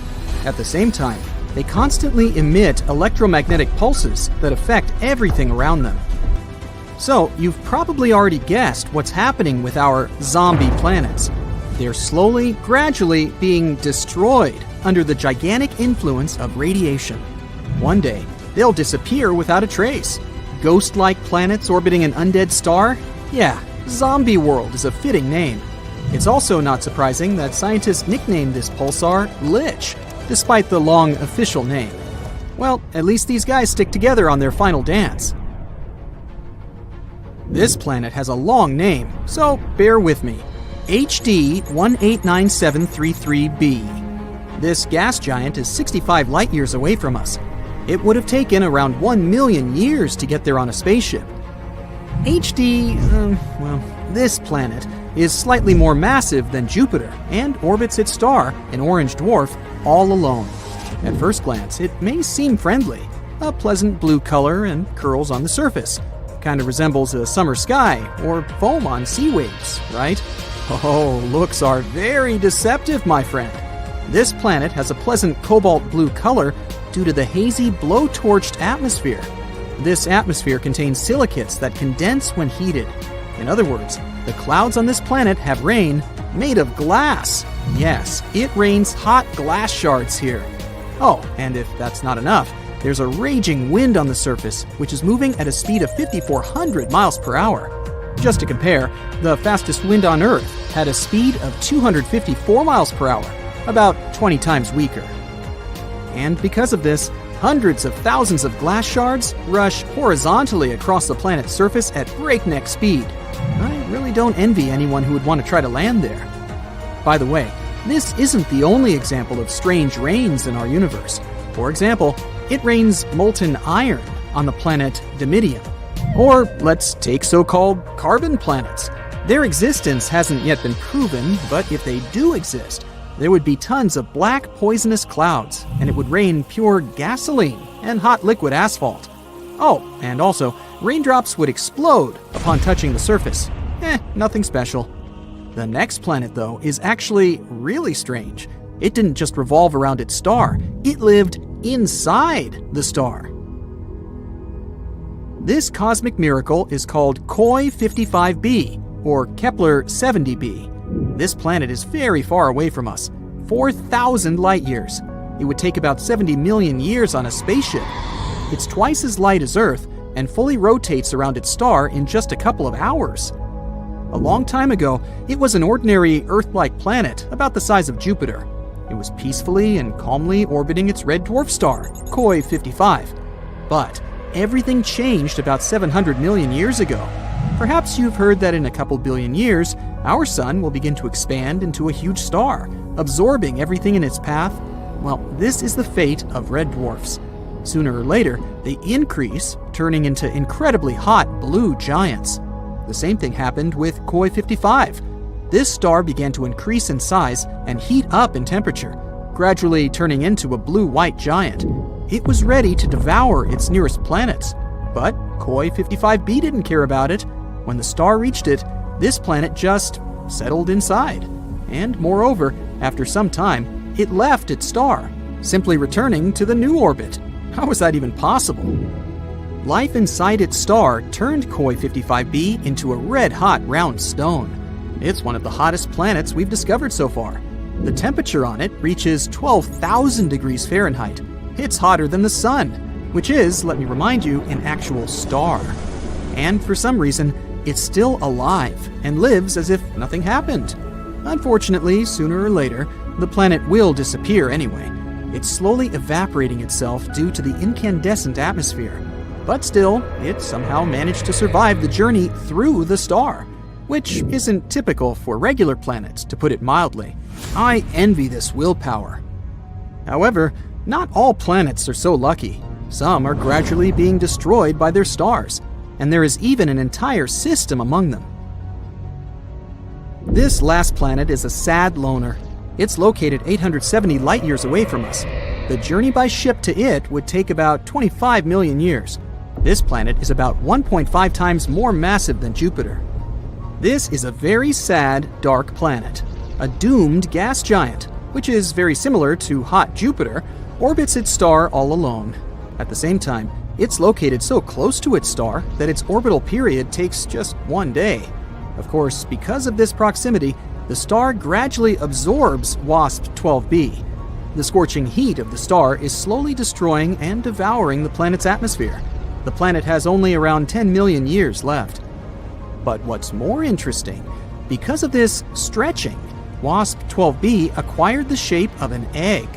It doesn't even resemble an actual planet anymore. It's also very hot.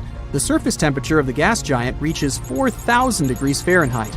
Also, a spectrograph of cosmic origin, or COS for short, found that the planet exchanges matter with its star. They're located so close that they give each other part of their chemical elements. This is a common phenomenon in closely spaced binary star systems, but this is the first time scientists have seen this in a star-planet relationship. What a unique system. To be honest, if I was guaranteed complete security, I'd be excited to visit at least some of them. What about you? Please let me know in the comments. TRES-2b is a planet where night never ends. And it's not your regular night with stars shining in the beautiful skies. Here it's pitch dark and scorching hot. TRES-2b is a gas giant, roughly 1.5 times more massive than Jupiter, and its surface absorbs light better than charcoal. It might also have a faint dark red glow because of its burning air, which is as hot as fresh lava. Lovely. In the star system of 55 Cancri, there are 5 planets, 4 of which are gas giants similar to Jupiter and Saturn.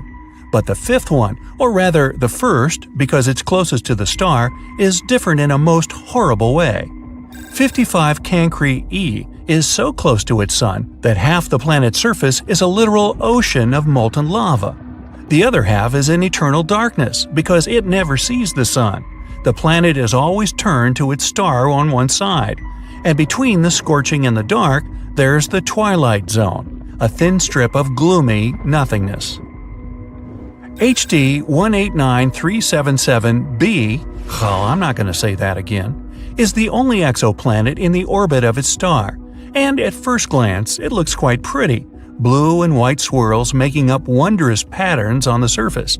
But these pleasant colors actually come from hard silicate particles in the planet's atmosphere, which means it rains glass here. But the worst is that winds reach the speed of 5,400 miles per hour, or almost Mach 7.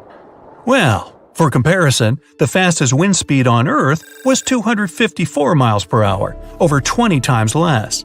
Thus, the glass falling from the sky travels horizontally at hypersonic speeds, shredding everything in its path. The next system, whose name I won't even try to pronounce, this one, has 3 exoplanets, which are all being slowly destroyed by their own star. It happens because that star is not a regular. It's a pulsar, a rapidly spinning core of an exploded star. It creates powerful electromagnetic pulses in several directions while rotating at several thousand times per second. As a result, the planets orbiting this deceased star are slowly being eaten away and will eventually disappear entirely. Kepler-70 is a hot blue dwarf star that exploded into a red giant some 18 million years ago. At the time, it was orbited by at least 2 planets, the closer of which was a Jupiter-like gas giant. Its name was Kepler-70b, and it still exists, but the overgrown star consumed it and transformed it into a blazing hot rocky world. Right now, it's one of the hottest planets ever discovered. Its temperature is higher than the surface of our Sun. It was lucky to survive spending time inside the star, but it's evaporating now and will probably be no more in the near future. WASP-12b is one of the weirdest and saddest planets out there. The enormous gravity of its star, combined with the planets consisting mostly of gas, result in the star slowly devouring its protege. WASP-12b has already taken the form of an egg, stretched toward its merciless sun, and it's unable to do anything with its condition. In another 10 million years, the planet will inevitably succumb to the voracious star's appetite. If you ever wondered what it's like to walk on ice and hot coals at the same time, Gliese 436b is a planet that would give you a vivid example. Being extremely close to its sun, the Neptune-sized exoplanet boasts temperatures hotter than a blazing oven, and yet it's covered in ice, which burns incessantly. This ice is much denser due to the enormous gravity of the planet, staying solid even under extreme conditions and not melting away. No list of frightening worlds could do without mentioning Venus, the Earth's evil twin. The second planet from the Sun has an atmosphere so thick and full of clouds that its surface is much hotter than that of Mercury. Volcanic eruptions constantly thrash Venus. Its gravity is almost 100 times stronger than ours, and those clouds I mentioned are not made of water but of sulfuric acid, which condenses and rains down on the ground, adding to the inferno. But even if you were brave, or crazy, enough to try to pass through these clouds, you probably couldn't. The winds up there are as strong as some of the most powerful hurricanes back on Earth. Here we have a very long name for a very, very cold planet. Although the host star is not too far away, it's a small and rather cool red dwarf, whose light and heat barely even reach the planet. The temperatures out there fall as low as minus 370 degrees, which is only marginally warmer than absolute zero. The exoplanet is thus dark, gloomy, and covered in eternal ice that never thaws. Still, if it has a rocky core, it might generate some heat. So there's a chance that deep below the frozen surface, some unknown alien things might lurk. Dimidium, located roughly 50 light-years away from our solar system, is a planet hostile to any living thing on many accounts. It's tidally locked to its sun, which means one of its sides is always facing the star, while the other is always turned away. The hot side is heated to over 1,800 degrees, perpetually blown over with winds reaching 600 miles per hour. Despite Dimidium being a gas giant, it has a large amount of iron in it, which melts and evaporates in the atmosphere, creating clouds. And when those cool down, they fall on the surface in the infernal rain of molten iron. Oxygen is usually viewed as an element that might bring life to a planet, but this is definitely not the case for Osiris. Scientists were shocked to find oxygen on this planet, or rather around it, because it's 8 times closer to its star than Mercury is to the Sun. This extreme distance makes Osiris a living melting pot, where anything that could burn will. It's also responsible for a very short orbit of the planet around the star. A year on Osiris is just 3.5 days on Earth. To boot, the atmosphere of the planet is constantly blown and melted away by the heat from its sun. Karat XO 3b is neither as hot nor as cold as some of the others on this list, but it's terrifying in its own more insidious way. It's a gas giant similar in size to Jupiter, yet 20 times denser. This makes this exoplanet's gravity weigh down on everything on its surface 50 times more than it would on Earth. Stepping on it would be your ultimate doom, because you'd be immediately crushed by the density of its atmosphere. Karat 7b is another oven-like world. Its day-to-day temperature is over 4,000 degrees. Combined with the rocky surface, it presents an infernal landscape. The rocks on the ground bubble and boil, evaporating in the atmosphere, where they cool down and eventually fall back on the surface in a brimstone rain. The saddest thing about Karat 7b is that it might have once been a gas giant whose atmosphere melted away from the heat, leaving only the scorched core. We're used to thinking that asteroids are the only free-floating rocks in space, but things like OTS-44 make you think twice and shiver. Imagine a planet about 11 times more massive than Jupiter roaming in space without being bound to the orbit of any star. Given its gargantuan size and mass, if OTS-44 collides with any other planet, it would utterly destroy it and go on floating as if nothing happened. Scarier still, scientists are sure there are millions of such rogue planets out there, just waiting to be discovered. There's no hard proof of their existence yet, but theoretically, carbon planets have formed somewhere closer to the center of our galaxy. Any oxygen getting in their atmosphere would get into a reaction with carbon and transform into CO2, forming black toxic clouds. On the ground, there would be oceans made of tar, spewing up geysers of methane and crude oil. There would be rains too, but they'd be far from refreshing. Torrents of pure gasoline and hot liquid asphalt would blast the ground and probably burst into flames on impact, Hard to imagine anything that would survive such conditions.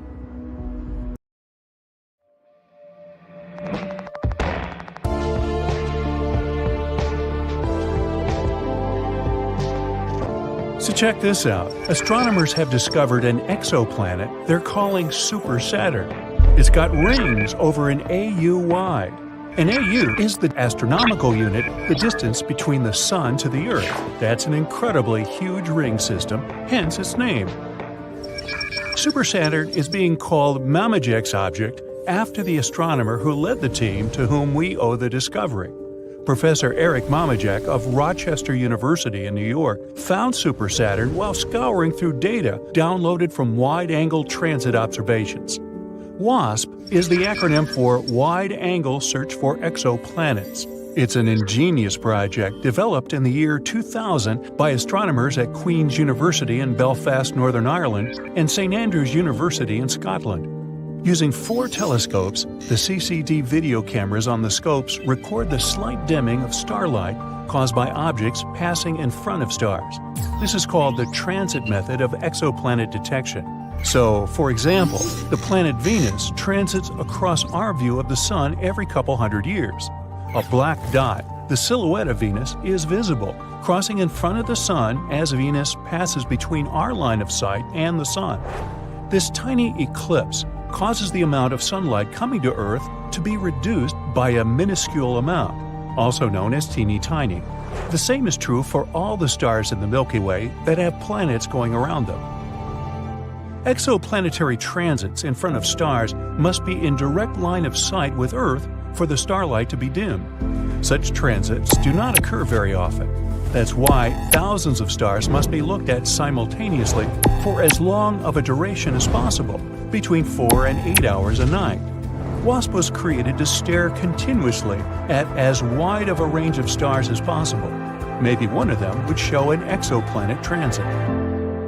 That translates into a lot of data being produced, about 40 gigabytes per viewing session. Computer scientists at Leicester University in England developed a computer program to store the data and generate photometric graphs of the light intensity of each star. Open University, also in England, joined the WASP project, took this data, and made it available for research by astronomers worldwide. The graphs of the intensity of starlight show that changes in its brightness are called light curves.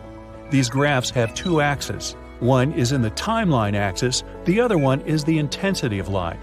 As the object, considered an exoplanet, though it could also be a brown dwarf star, crosses in front of the star, the timeline axis keeps track of how swiftly it is moving. It tells us how close the object is to the star, while the brightness axis keeps track of how much the starlight dims. This way, we can find out how large the object is. Now, obviously, big objects will dim the light more and be easier to detect. At present, Earth-based equipment is not sensitive enough to measure the dimming caused by planets as small as Earth. Neptune's size and larger ones are the limit for WASP. However, the James Webb Space Telescope, which is now in operation, has a much greater sensitivity and will be able to resolve the transits of Earth-sized exoplanets. Now, I know you want me to get to Super Saturn, but there's something else you should be familiar with before we get there. If the exoplanet has an atmosphere, or, in the case of Super Saturn, a ring system, the starlight from the star the planet is transiting will shine through the atmosphere or ring system, and that can be detected too. The light curve will show less dimming in the photometric data, because not all the starlight is being blocked. Some light is still getting through the atmosphere or rings. This is important because it gives astronomers a reading of the atmosphere. The James Webb Space Telescope is fitted with spectroscopes that can determine the gas content of the transiting exoplanet atmospheres: oxygen, methane, carbon, etc. The WASP project has been really catching on. There's a Super WASP project now consisting of WASP North and a WASP South.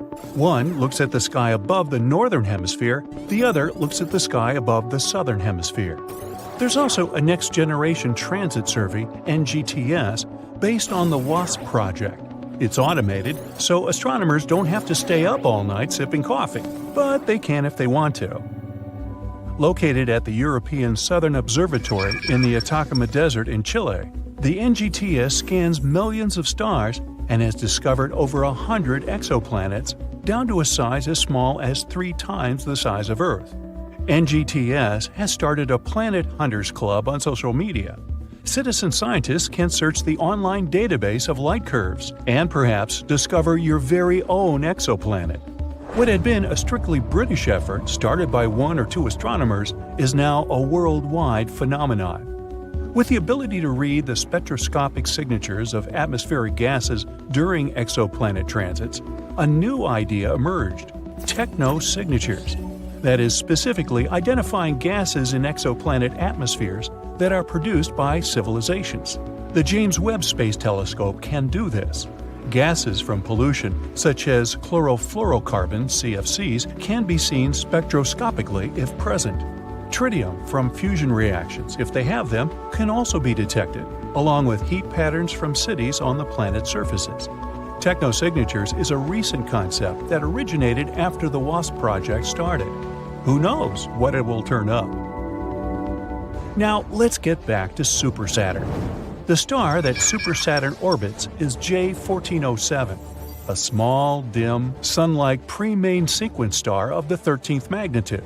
Huh? Well, the human eye can only see stars to about the 6th magnitude, and each magnitude is 2.5 times dimmer than the previous one. So it's not an exceptional star, just another telescopic star out there in the Scorpius Centaur region of the night sky. J1407 is a young star that hasn't yet settled into its stable, long-duration phase. This is important because Super Saturn, officially J1407b, is showing signs of having a ring system in an early stage of development. Super Saturn's light curve was tucked away in the mountain of data from the Super WASP project. Professor Eric Mamajek and his associate Matthew Kenworthy of Leicester University studied the data thoroughly and produced a detailed report on it. Knowledge depends on good data. The horizontal axis of J1407b's light curve, the time axis, is what's causing all the hubbub. It took Super Saturn weeks to transit across in front of its parent star, 56 days to be exact. Planetary ring systems that we are familiar with in our solar system orbit right around the equators of the gas giant planets and are very thin, from only a few meters thick down to a few centimeters. In a telescope, Saturn's rings will seem to disappear when the planet is at 0 inclination toward Earth. Saturn must be inclined at an angle in relation to Earth to see Saturn's beautiful ring system. It's something everyone should make a point of seeing: Saturn in a telescope. If Super Saturn's rings block most of the light from J1407 for 56 days, it means that the planet had to be orbiting at a steep inclination to its star. If it were at 0 inclination, we wouldn't see the rings blocking any light. Therefore, the orbital time could be determined, 10 years minimum to 200 years if the orbit is highly elliptical. The superplanet itself is calculated to be 24 times the mass of Jupiter, which means that if it is gaseous, it could be a brown dwarf star. Super Saturn appears to have a Mars-sized object orbiting around it, because there is a huge gap in the rings that was most probably cleared out by a large object. The Cassini division in the rings of Saturn is where the moon Mimas has cleared out a path through Saturn's rings. The light curve of Super Saturn has only been observed once. All the exoplanet detection systems are keeping an eye out for it to come back around J1407. No one knows when that will occur. Some astronomers have suggested that J1407b is a brown dwarf star system in itself, merely passing in front of, but not connected to, star J1407. An orbital reappearance of Super Saturn would disprove that conjecture. The center region of Super Saturn blocked out all the light from its primary star. This is what indicates that the ring system is new and in an early developmental phase.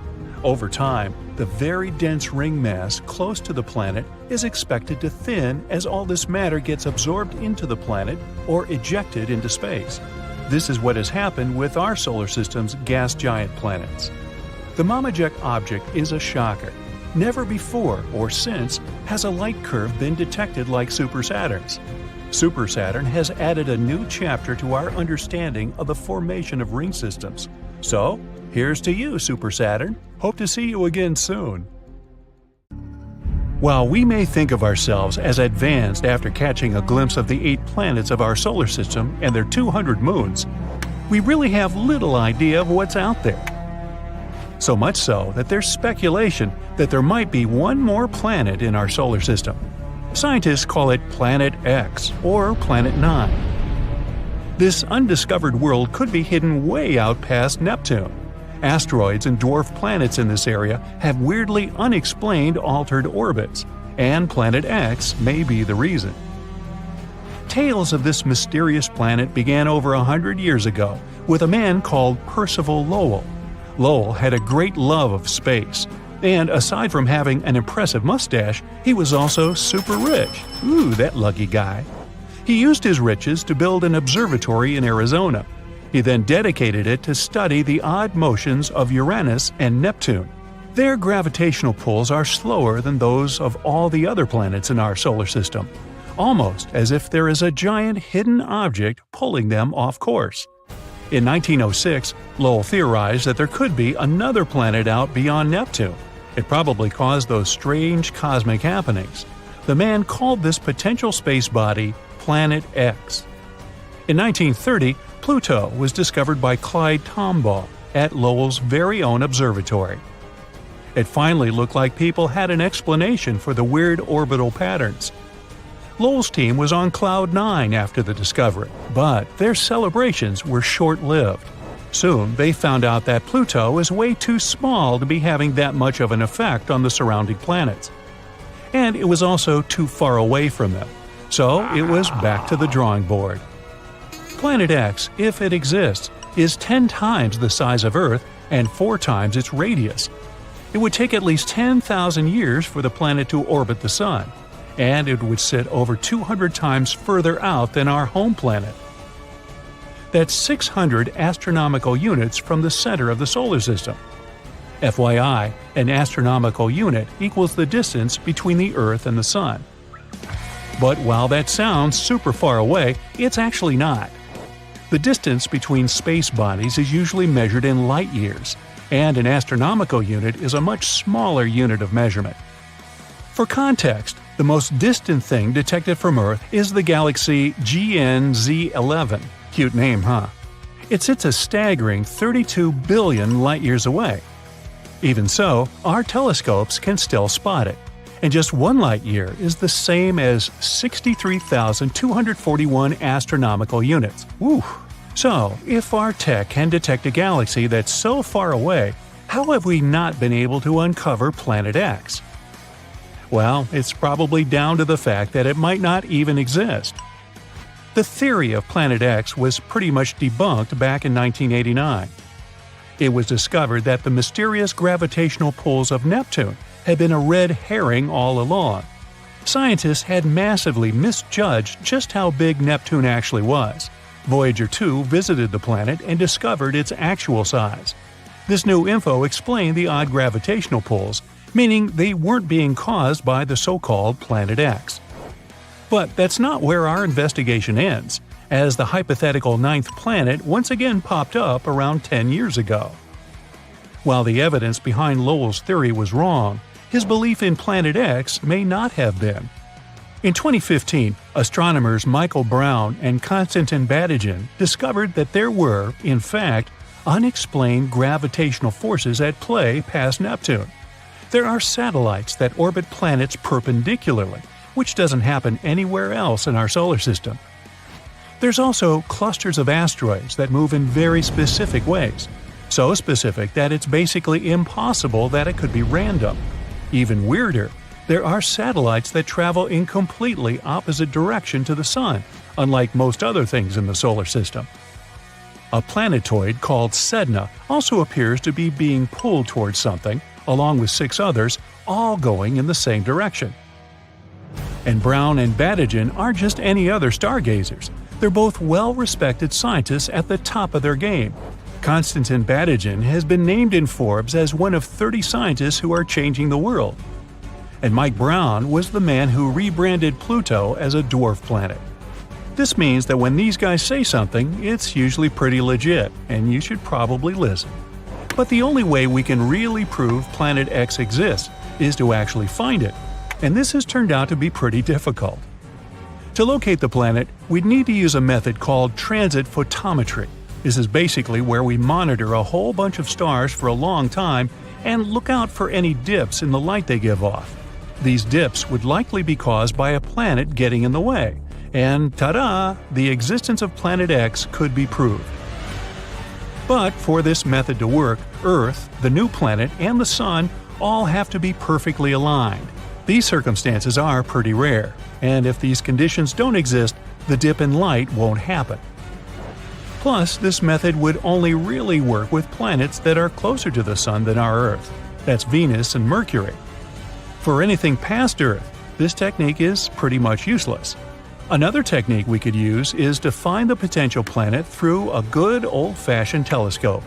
But as you can imagine, that's insanely tricky. The furthest object that we've found in our solar system is a planetoid appropriately named Far, Far Out. But that's only 140 AU away from the Sun. That's only like a quarter of the way to Planet X. We can only see an object because of its brightness. The Sun is very visible to us because it emits huge amounts of light. And we can see the Moon because it reflects the Sun's light. Technically, the Moon has no right to appear brighter than everything else in the night sky. It only seems brighter because we're closer to it. The farther away an object is, the less bright it appears to us. The major issue with seeing the theoretical Planet X is that all objects in our solar system get their light from the Sun. They reflect sunlight, and that's why we can see them. Given how far away from the Sun Planet X might be, it makes it nearly impossible to see. And because of its really dim light, to view it, we would require perfect weather conditions as well as an extremely strong telescope. But Brown and Badigeon have found the perfect one. The Subaru telescope is located at the top of a dormant volcano in Hawaii. It's huge and is capable of capturing even the weakest light from distant space objects. The issue that we need to figure out is where to point it. Without knowing where Planet X actually is, this basically turns things into a giant guessing game. There are also only around 3 nights every year when the conditions are clear enough to see the hypothetical Planet X. It's difficult, but not impossible. And still, most astronomers have called it a day and agreed that Planet X doesn't exist, stating that it's just a common myth.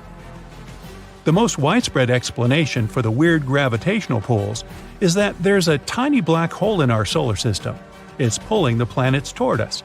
But don't worry, they say it's not big enough to actually munch on a planet. So Earth is all good, for now. The issue with the black hole theory is that, once again, it's almost impossible for us to track the thing down. While its mass could be as great as that of Planet X, the hole itself would be squished down to the size of an orange. Telescopes wouldn't be of any use. To find it, people would have to look for the gamma rays sent off by objects as they fall into the black hole. Another way we could find it is to release hundreds of tiny spacecraft. They would pass close enough to the hypothetical hole, and when they got pulled toward it, we could probably detect it. But don't count out Brown and Badigeon's theory. It's still being documented by NASA. And until we find unmistakable evidence to prove any theories, Planet X might still be out there.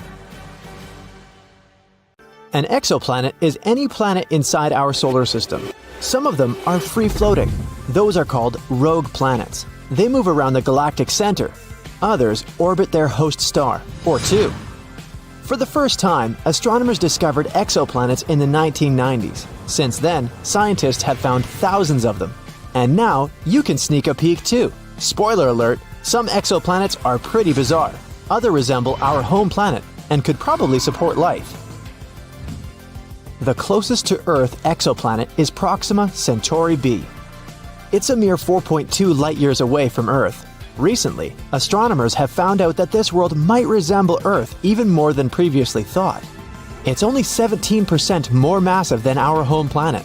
It orbits a star that is dimmer and less massive than the Sun. Proxima Centauri b is in the middle of the star's habitable zone. This means that chances are liquid water and life might exist on the planet. It looks like the exoplanet is tidally locked with its parent star. This means one of its sides faces the star at all times, and the other is always in the darkness. Scientists haven't figured out yet whether the planet has an atmosphere. It's traveling too close to its star and completes one orbit within 11 Earth days. The radiation from the star might be pulling the planet's air away. If this is the case, Proxima Centauri b isn't likely to have liquid water on its surface. Gliese 832c is 16 light-years away from Earth. In the cosmic scheme of things, it's a stone's throw away. This exoplanet is 5 times as massive as Earth and travels much closer to its parent star. That's why a year on this planet lasts a mere 36 days. But since this star is a red dwarf, much cooler and dimmer than the Sun, Gliese 832c gets as much light and heat as our planet does. At the same time, it's still unclear if Gliese 832c is similar to Earth. It probably has a much thicker atmosphere that creates a runaway greenhouse effect. This phenomenon occurs when a planet absorbs more heat from its host star than it can release back into space. This means that Gliese 832c is more likely to resemble scorching hot Venus rather than relatively cool Earth. Another Earth-like planet, TOI 700d, is 100 light-years away from us in the constellation Dorado. It orbits a small and rather cool dwarf star that is about 40% of the mass and size of the Sun. Its surface temperature is half as high as that of our star. The outermost planet, which is the very TOI 700d, is almost the size of Earth. It also sits in the habitable zone of its parent star. No flares from TOI 700 reach the planet. This increases the chances of the exoplanet being habitable. This means it can potentially develop and maintain life. Scientists don't know for sure the exact conditions on the surface of the planet, but one of the computer simulations they've created shows a planet covered with an ocean. It has a very dense atmosphere dominated by carbon dioxide. Astronomers think a similar atmosphere surrounded Mars when it was a young planet. But another 3D model shows TOI 700d as an all-land, cloudless world. That's what our Earth would probably look like if it wasn't covered with oceans. Winds on TOI 700d move away from the night side of the planet and meet in the area that directly faces the star. There is an exoplanet that stands out among the rest because of its awesome magenta color. You can find this world in the Virgo constellation. The planet is called Gliese 504b. The distance between this planet and its parent star is 9 times the distance between the Sun and Jupiter. The planet formed relatively recently and is still glowing with heat. That's why its surface looks pinkish. Just 20 light-years away from the Sun, which isn't such a great distance when we talk about space, a bizarre rogue planet is roaming our home Milky Way galaxy. But even though this planet doesn't orbit any star, it still has an incredibly powerful magnetic field. It's 4 million times stronger than Earth's magnetic field. The exoplanet also produces amazing auroras. When it was discovered in 2016, astronomers were almost sure they had detected a brown dwarf, which is an object too large to be a planet and too small to be a star. But later, scientists received proof that the space object wasn't big enough to be a brown dwarf. The planet sure is a mammoth among its peers. It's 1.2 times as wide as the largest planet of the solar system, Jupiter, and more than 12 times as heavy. Astronomers think the exceptional strong magnetic field helps the planet produce the auroras. But the most curious thing is that they're generated in a different way than auroras on Earth. It might be because the exoplanet's moon helps the planet create these light shows. If you traveled 20,000 light-years away from Earth, you'd come close to a red dwarf in the Sagittarius constellation. Such stars are very cool and small. Quite far away from this cold star, there's a planet. The distance between this world and its host star is so great that the planet receives very little heat. It's one of the coldest planets ever detected. The average surface temperature on the planet is lower than negative 360 degrees Fahrenheit. That's why the entire planet is covered with a thick layer of ice. If you stepped onto its surface, you'd see nothing but glaciers, plains, and mountains of ice. And still, astronomers claim life might exist deep beneath the frozen surface. All because the core of the planet is likely to generate enough heat to melt some of its inner ice. In this case, there would be an enormous subsurface ocean, maybe even swarming with bizarre life forms on the planet. One of the oldest exoplanets we know about is PCR B162026b. It's about 12.7 billion years old. It's almost 3 times as old as Earth, which appeared 4.5 billion years ago. This also means that the Genesis planet formed only about 1 billion years after the Big Bang. The planet is so old that its 2 parent stars have had enough time to evolve into a white dwarf and a pulsar, making almost 100 revolutions per second. Sunrises on this planet must look awesome. I bet the next exoplanet isn't like any other you might have seen before. It's often called Super Saturn or Saturn on steroids. That's because J1407b has a colossal system of rings. They're 640 times as large as those of Saturn. The bizarre world is 434 light-years away from Earth. It's the only planet we know about that has rings similar to Saturn's. If you moved J1407b to our solar system and replaced Saturn with it, its rings would look many times larger than a full moon. Astronomers have noticed a gap halfway through the planet's rings. The chances are high that an exomoon the size of Mars orbits the planet somewhere within this gap. If you lived on this moon, you'd have an awesome view every time you looked up into the sky. This exoplanet, called WASP-12b, munches on the light coming from its star. It's one of the darkest worlds people know about. All because its day side consumes light rather than reflects it back into space. The planet is giant, twice the size of Jupiter, and it traps more than 94% of the light that reaches its atmosphere. This is likely to be the main reason for the insane temperatures on the surface of the planet. They can rise up to 4,600 degrees Fahrenheit. It's almost half as hot as the surface of the Sun. WASP-12b travels so close to its host star that it needs just 1 day to complete one orbit. Its night side isn't as hot as the day side, a mere 2,200 degrees Fahrenheit. Because of this difference in temperature, water vapor and clouds gather above the surface of the planet. From time to time, swirls of material from the planet's superheated atmosphere spill onto its star. About 4,000 light-years away from Earth, there's an exoplanet that might be one enormous diamond. It's 5 times the size of our planet, but needs only 2 hours and 10 minutes to orbit its parent star. It's a pulsar rotating at a rate of 10,000 times a minute. The planet is denser than any other we've discovered so far. It consists mostly of carbon, which is so dense that astronomers think it might be crystalline. If it was true, it could mean that at least some part of the planet is diamond.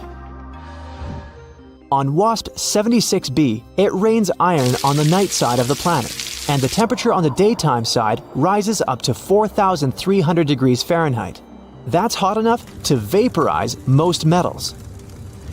This exoplanet is a bit smaller than Jupiter and located 640 light-years away from Earth. Such terrifying weather conditions in this world are caused by its unusual orbit. The distance between WASP-76b and its parent star is 10 times shorter than the distance between Mercury and the Sun. That's why the star and the huge planet are tidally locked. One side of WASP-76b always faces the star, and the other side is always pitch black. This bright blue exoplanet sits 62 years away from Earth. A bit larger than Jupiter, it looks calm and peaceful. Its blue color might remind you of our home planet. But this familiar appearance conceals the planet's horrifying nature. The beautiful hue comes from silicate atoms and particles that make up the atmosphere. But the wind speed on the planet can reach 5,400 miles per hour. That's 7 times the speed of sound. The temperature there can rise up to 1,600 degrees Fahrenheit. But this isn't the worst. In this bizarre world, it rains glass, sideways. So it's probably not the place where you'd like to spend your vacation. It's the year 2600, and the New Frontiers program has finally begun. You've got the list of planets to plan dwellings for, and the first one is Venus. The Earth's evil twin sister meets you with a refreshing 800 degrees Fahrenheit and a beautiful sulfuric acid rainstorm. First of all, the heat means living on the surface here is next to impossible, so you immediately put the prospective house several dozen feet underground. The walls, floor, and ceiling must be made of some heat-resistant and durable material, so you make them out of hafnium carbide. Discovered way back in 2016, it withstands temperatures of over 7,000 degrees. Next, you install the air cooling and purification system. It captures the toxic air from the Venusian atmosphere and pulls it through a complex network of filters, delivering breathable air to the dwelling. As an added benefit, the temperature of this air can be easily turned up thanks to what's going on outside. You can create a separate room below the main space and dub it the generator room. The device there will use the almost infinite geothermal energy of the planet to provide the house with electricity. You think for a moment and add a geothermal bathroom as well. There's no water on Venus, but it can be extracted and separated from its acidic clouds. The piping system would include a heating unit for hot water and a cooling unit with liquid nitrogen for cold water. Another separate space is the garden. Since no plants can survive on the surface, you create a spacious hall with bright lights on the ceiling and a sprinkler system throughout the area. You have large patches of soil for vegetables, several acres for fruit plants, and a big patch in the center for a couple of long-living trees like oaks. They'll provide additional oxygen for the whole building. The garden is encased in a shell of hafnium carbide as well, so that the plants don't wilt in the excess heat of the Venusian soil. You check if everything's accounted for and go to your next stop.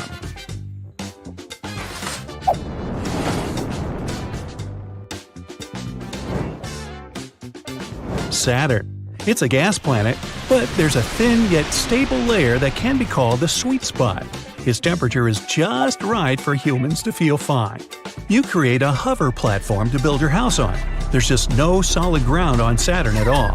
The platform's equipped with wind-powered turbines. The winds on the gas giant reach incredible speeds, so it will need to counteract them, at the same time feeding from the hurricanes. The pressure and temperature are just about right in this place, so your main concern is the wind again. You make the dwelling low and looking almost like a frisbee for better aerodynamics. The walls and roof are made from a single slab of sturdy metal, so that powerful gusts can't tear the roof away. You also make them several feet thick and add some windows with space-grade glass panes that won't break. Water can be extracted from another layer using a series of similar platforms with built-in pipes. Electricity and heat are no problem either, thanks to the powerful winds. The only problem here is food, but it can be imported from other inhabited planets at first, along with the fertile soil for the garden. You create a space for it on another hover platform for the future. Satisfied with your results, you head to the next destination on your list, Europa. This moon of Jupiter's is covered in a miles-thick crust of ice full of canyons and crevices. But deep below, there's a whole ocean of salt water bigger than all the oceans on old Earth taken together. You take it into account and go for an underground dwelling again. The temperature is freezing, but the closer you are to the hot planetary core, the warmer it is. You place the dwelling as deep as you can to safely extract water from the underground ocean. The walls and ceiling are padded with insulation, and in the cellar, there's a home water purification system that turns salty water into the potable kind. Since there's no atmosphere to speak of, the breathable air is extracted from the ice. As it melts, the water vapor is collected and filtered, then enriched with other necessary substances and delivered to the dwelling. As for food, you go for an unusual solution: edible marine plants and fish. You create a separate tank to cultivate algae right in the ocean and different kinds of fish can be imported from old Earth and other inhabited planets to breed on Europa. Next stop, Pluto.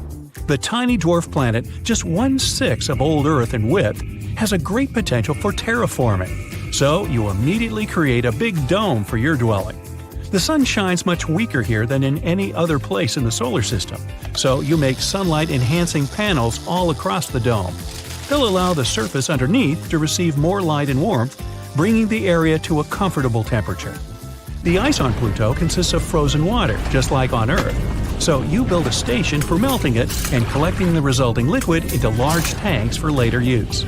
There's also a possible liquid ocean deep under the surface, so you add a deep drilling platform, but put a question mark on it. You don't know if it's going to be useful yet. With the area warmed up and well lit, you make a pretty ordinary dwelling like ones we're used to on old Earth and terraformed Mars. A couple of stories, carbon or titanium alloyed walls and ceiling for durability, and a fortified cellar. Still, you also add emergency insulation padding that will only trigger if something happens to the lighting dome. If it's breached, the temperature will quickly drop to below freezing. There's also very little atmosphere on Pluto, so breathable air will have to be generated from the ice again. This time, you combine the water collecting system with the air generating facility. While one produces potable water, the other will collect vapor and enhance it with all the necessary elements. You even go as far as to create a weather controlling device. It will heat up or cool down different layers of the produced air and mix them together to create winds and rain clouds just like on old Earth. This will allow crops to grow in a more natural environment, and Pluto might even become a green planet one day. Right above, in the dark blue sky, Pluto's biggest moon, Charon, is hanging. It's half the dwarf planet in size, which makes it a spectacular view. Its climate is almost identical to that of Pluto's. In a fit of inspiration, you create a vacation home for Plutonians. Here, under a similar dome, they'll be able to explore another little world and look at their dwarf planet from the other side.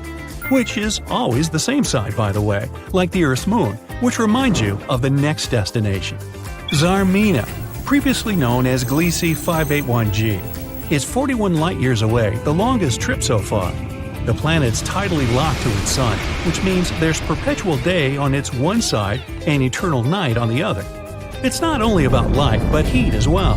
The day side is much hotter, and the night side is partially covered in ice.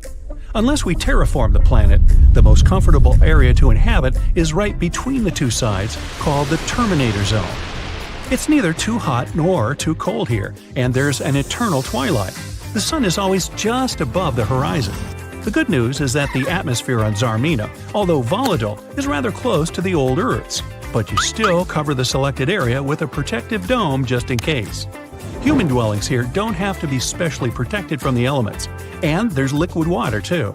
You build a pretty generic house, much like the one on Pluto, but then add a few crucial details. First, the weather controlling device. Despite the old Earth-like atmosphere, dwellers will need a stable change of weather to grow crops. Then you cover the dome with moving plates. Living in a constant dust might be pretty depressing, so the plates will move in 12-hour patterns.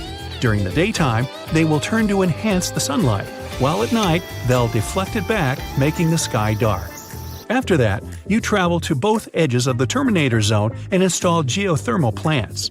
On the hot side, the plant will generate energy for all the settlers' needs and take hot water to use in households. On the cold side, the system will make cold water from the ice. The night side can also be used as a giant refrigerator. Dwellers could store things they need frozen here. To make it easier to access, you stretch the dome from edge to edge and create some simple storage facilities where the night begins in earnest. Uh-oh. Something is nearing the surface of the planet. It looks like a fireball hurtling closer and closer at a truly incredible speed. Soon, it becomes obvious that the collision is inevitable. Bam! The impact leaves a huge crater. It evaporates thousands of cubic miles of solid rock, and it also sets off a series of terrible natural disasters. I know what you're thinking. You believe I'm talking about the catastrophic collision that occurred around 66 million years ago on Earth. You know, the one that's responsible for the extinction of non-avian dinosaurs and 3/4 of other life forms on our planet? But no, the disaster I'm talking about happened on a different planet. Scientists think that our close neighbor, Mars, once experienced the same catastrophe that struck Earth. It happened around 3.4 billion years ago. An asteroid collision might have caused a mega tsunami on the red planet, similar to the one that caused the Chicxulub impact on Earth. Scientists have identified an impact crater on Mars that was probably left by a comet or asteroid collision with the surface of the planet. Most likely, the space body landed in an ocean in the Martian northern lowlands, and the impact was so powerful that it caused a mega tsunami. Before the latest studies, the exact location of the impact crater wasn't verified. It was just a theory. To confirm it, a team of astronomers simulated a comet and asteroid collision in the area where they supposed the impact crater was. They even named this crater Hall. Hall is 68 miles across and lies in a region that is almost 400 feet below the supposed sea level. Anyway, the simulations formed several craters of the same size as Paul. One of the simulations claimed that these craters had been left by a 5-mile-wide asteroid that had encountered strong ground resistance. The other simulation showed that the craters had been caused by a bit smaller asteroid that met a weaker ground resistance. But, according to both simulations, the impact crater was almost 70 miles in diameter, and the collisions produced mega tsunamis up to 900 miles away from the center of the impact site. The simulations also helped scientists estimate the height of the tsunami. It was about 820 feet tall, almost as tall as the Eiffel Tower. The authors of the study also suggest that the Pole crater might be similar to the Chicxulub impact crater on our planet. The Chicxulub asteroid, as we now know it, is believed to come from the outer reaches of the solar system. This space body was at least 6 miles across. It crashed into the shallow seawaters near the Yucatan Peninsula. This splashdown was so powerful that it left its signature on the entire face of the planet. In 2021, researchers found out that the collision had carved mega ripples into Earth's crust in the region of modern-day central Louisiana. An even newer study suggests that the asteroid also triggered a tsunami so devastating it eroded seafloor sediments half a world away. The team of scientists remodeled the events of the first 10 minutes after the impact, and the model showed that the asteroid had produced waves up to 30,000 times greater than one of the largest tsunamis people have ever recorded, the Indian Ocean tsunami that hit Indonesia in 2004. The collision displaced so much water that it created a wave almost a mile high. That's like 2 Burj Khalifas, which is the tallest construction in the world, stacked one on top of the other. And of course, all that empty space didn't stay empty for long. The ocean gushed back to fill the crater. But in the process, it only ricocheted off the crater's rim, which produced even more waves.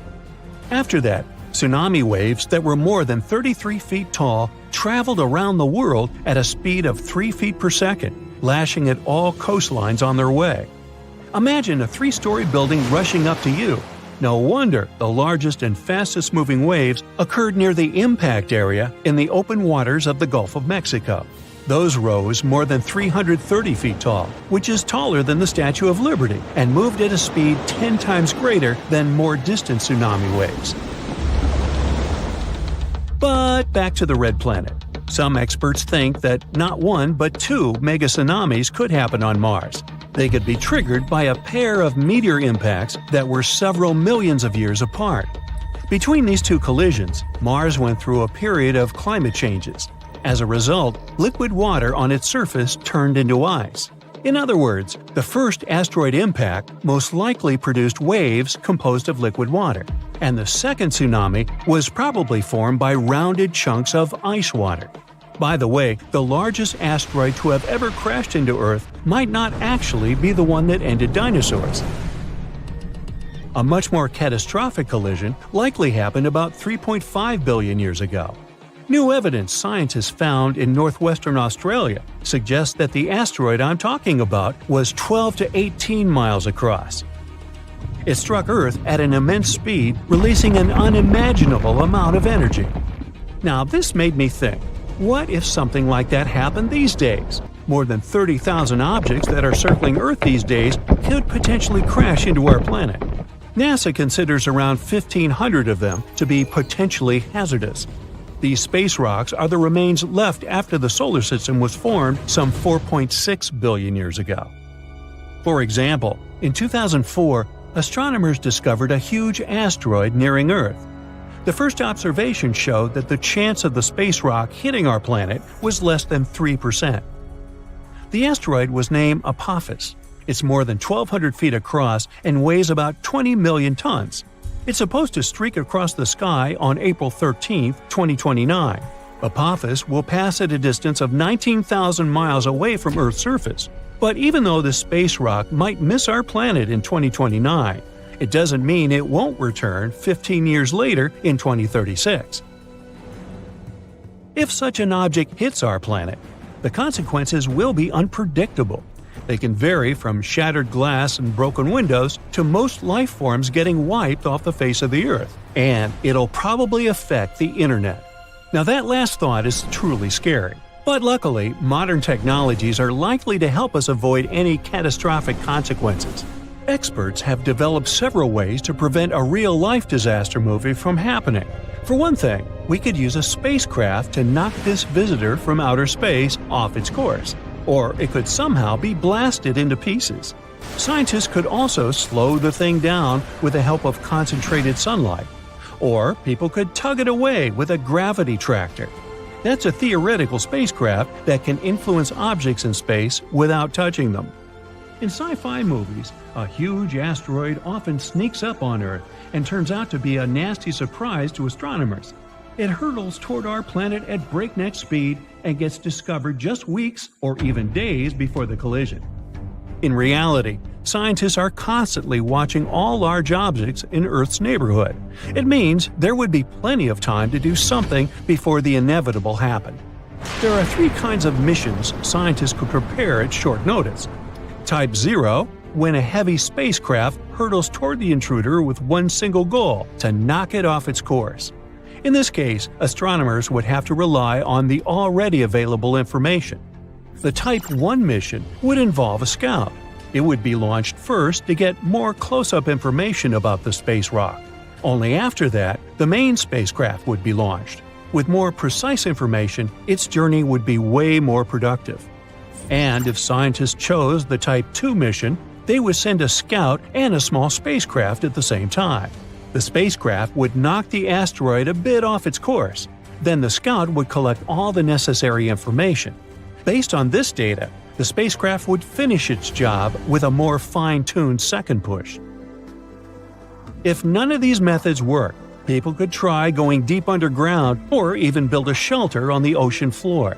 But in this case, we'd need to find sources of energy that could help us survive for at least several decades. Plus, people would have to create a life support system that could somehow keep air and water fresh. In a star system far, far away, to be more precise, 2,600 light-years away, there's an exoplanet called Kepler 1658b. It's a gas giant that resembles our Jupiter. But what differentiates it from Jupiter is that this poor planet is doomed. It's spiraling toward its parent star, which will eventually end in a fiery collision. But the most interesting thing?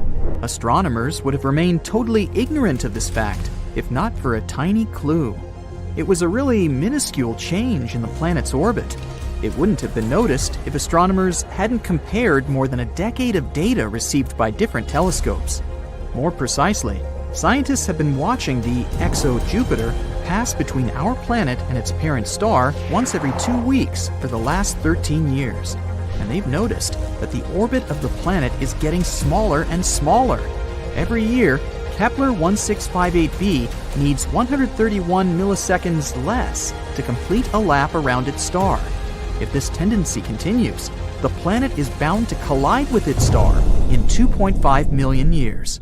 Even before this discovery, computer models predicted that some planets could meet their end by crashing into their stars. But this is the first time when astronomers have some real proof of such an outcome by measuring almost imperceptible changes in a planet's orbit. They now know for sure what happens when a planet is going to crash into its star, even though we probably won't be around to witness it. But let me tell you a bit more about the doomed planet. It was discovered by NASA's now retired Kepler Space Telescope. It was launched in 2009, and its mission was to find planets orbiting other stars, aka exoplanets. And the very first exoplanet the telescope spotted was the very gas giant we've been talking about. But it took astronomers about a decade to confirm that this space object was indeed an exoplanet. This world is like a denser version of Jupiter. I mean, take 6 Jupiters worth of material, roll it into a ball about 1.1 times as wide, and voila! The planet is tidally locked to its parent star, which means that it makes one complete turn every time it finishes a lap around the star. As a result, the same side of the gas giant is always facing the star. It's the same as what happens to the moon. Our natural satellite is tidally locked to Earth. That's why we only see half its surface. Now, what is making the exo-Jupiter fall into its star? The same process that is pushing the moon away from Earth.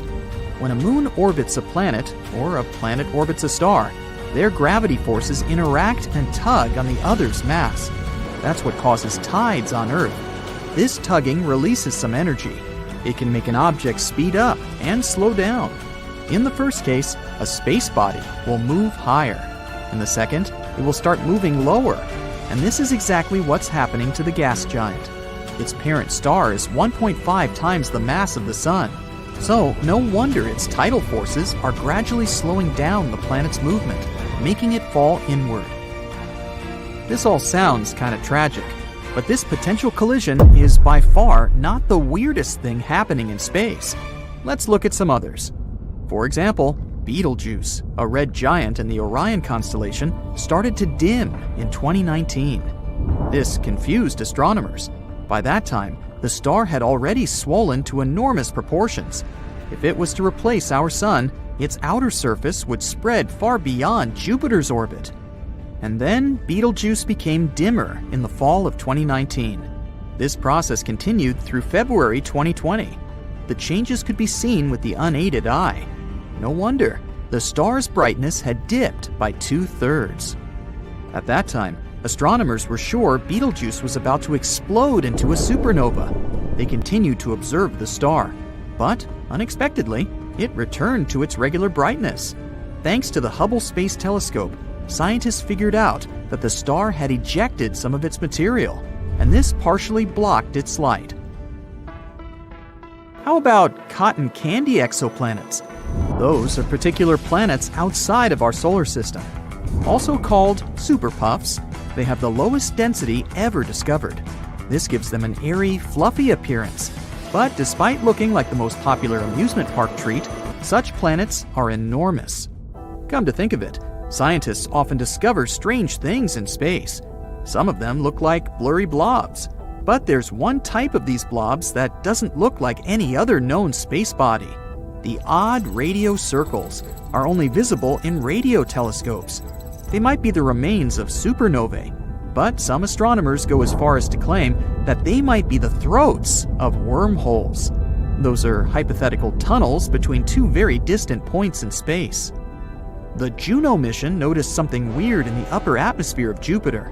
The unusual phenomenon was blue sprites and elves twirling above the planet's surface. These are two kinds of bright flashes of light that appear for short periods of time, mere milliseconds. They extend up and down toward the surface of the planet. On Earth, such flashes usually happen at the height of 60 miles above massive thunderstorms. Rogue planets don't orbit their stars, maybe because they don't have any. These free-floating space bodies travel across the universe and can end up literally anywhere. They're also pretty hard to find. Rogue planets produce only weak emissions, but not so long ago, astronomers spotted the smallest rogue planet in the Milky Way. It's smaller than Earth, but a bit bigger than Mars. Fast radio bursts are blindingly bright bursts of radio waves. They pack as much energy as our Sun produces in days, but last mere milliseconds. Most of these fast radio bursts come from far, far beyond the Milky Way. But recently, astronomers have detected some originating in our home galaxy, and their source is a magnetar just 30,000 light-years away from our planet. If it does exist, nuclear pasta is the strongest material in the entire universe. Formed from the leftovers of extinguished stars, this substance gets squeezed into spaghetti-like tangles of material. It can break, but only if you apply 10 billion times the pressure needed to shatter steel. Not so long ago, scientists discovered that one of the most massive stars in the neighborhood had just disappeared. It was a star 75 million light-years away from Earth. Normally, it'd be too far away for astronomers to clearly see individual stars, but only unless they're huge. And the star we're talking about was enormous. It was shining 2.5 million times brighter than the sun. For the last time, astronomers saw the star in 2011. They decided to examine it more closely several years later, but it was already too late. The star had vanished. Such massive stars usually go out in extremely bright supernovae, but astronomers noticed nothing like that in this case. There's a theory that the star collapsed into a black hole without triggering a supernova first. It does occur among stars approaching the end of their lives, but very, very rarely. There are black holes, and there might be mini black holes, even though their existence hasn't been proven yet. Unlike their massive siblings, hypothetical mini black holes could be really tiny, not bigger than an atom. Their mass can vary, but just one minuscule thing might have the mass of 1,000 sedans. One theory claims that tons of micro black holes could have been created right after the Big Bang and the beginning of the universe. Some scientists even go as far as to say that a couple of mini black holes pass through our planet every day. More than 7,000 light-years away from Earth, there is the Eagle Nebula, a young cluster of stars just 5.5 million years old. The Hubble Space Telescope managed to take an image of several dark silhouettes near the nebula's center. Those are the so-called pillars of creation, an active star-forming region. Look, how cool is that? It's a clear night, and you're outside looking at the stars. The Milky Way alone seems overwhelmingly huge. You check on your phone and discover that the galaxy you're in at this exact moment is 100,000 light-years wide. For scale, 1 light-year is already a very long distance. For example, it takes 4.2 light-years to go from Earth to Proxima Centauri, which is the closest star to our planet other than the Sun. So, 100,000 light-years is way more than we normal humans can fathom. And that's just one galaxy. There's a whole lot more out there. Now, looking at this data, it seems pretty unlikely that we're the only life form out there, doesn't it?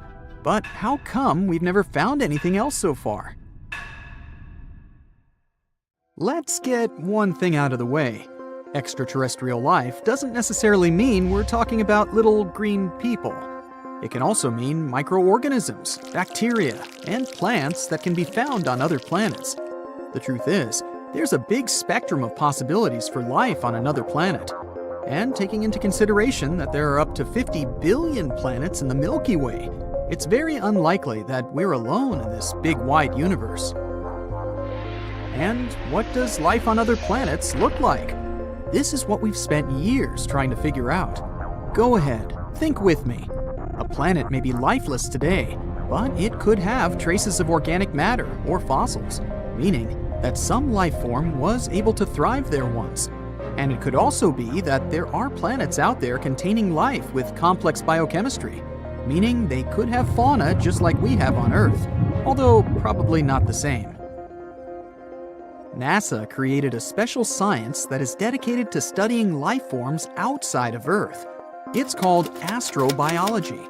Ever since the space agency was created back in 1958, it didn't take long for it to start looking for extraterrestrial life. They quickly built an action plan.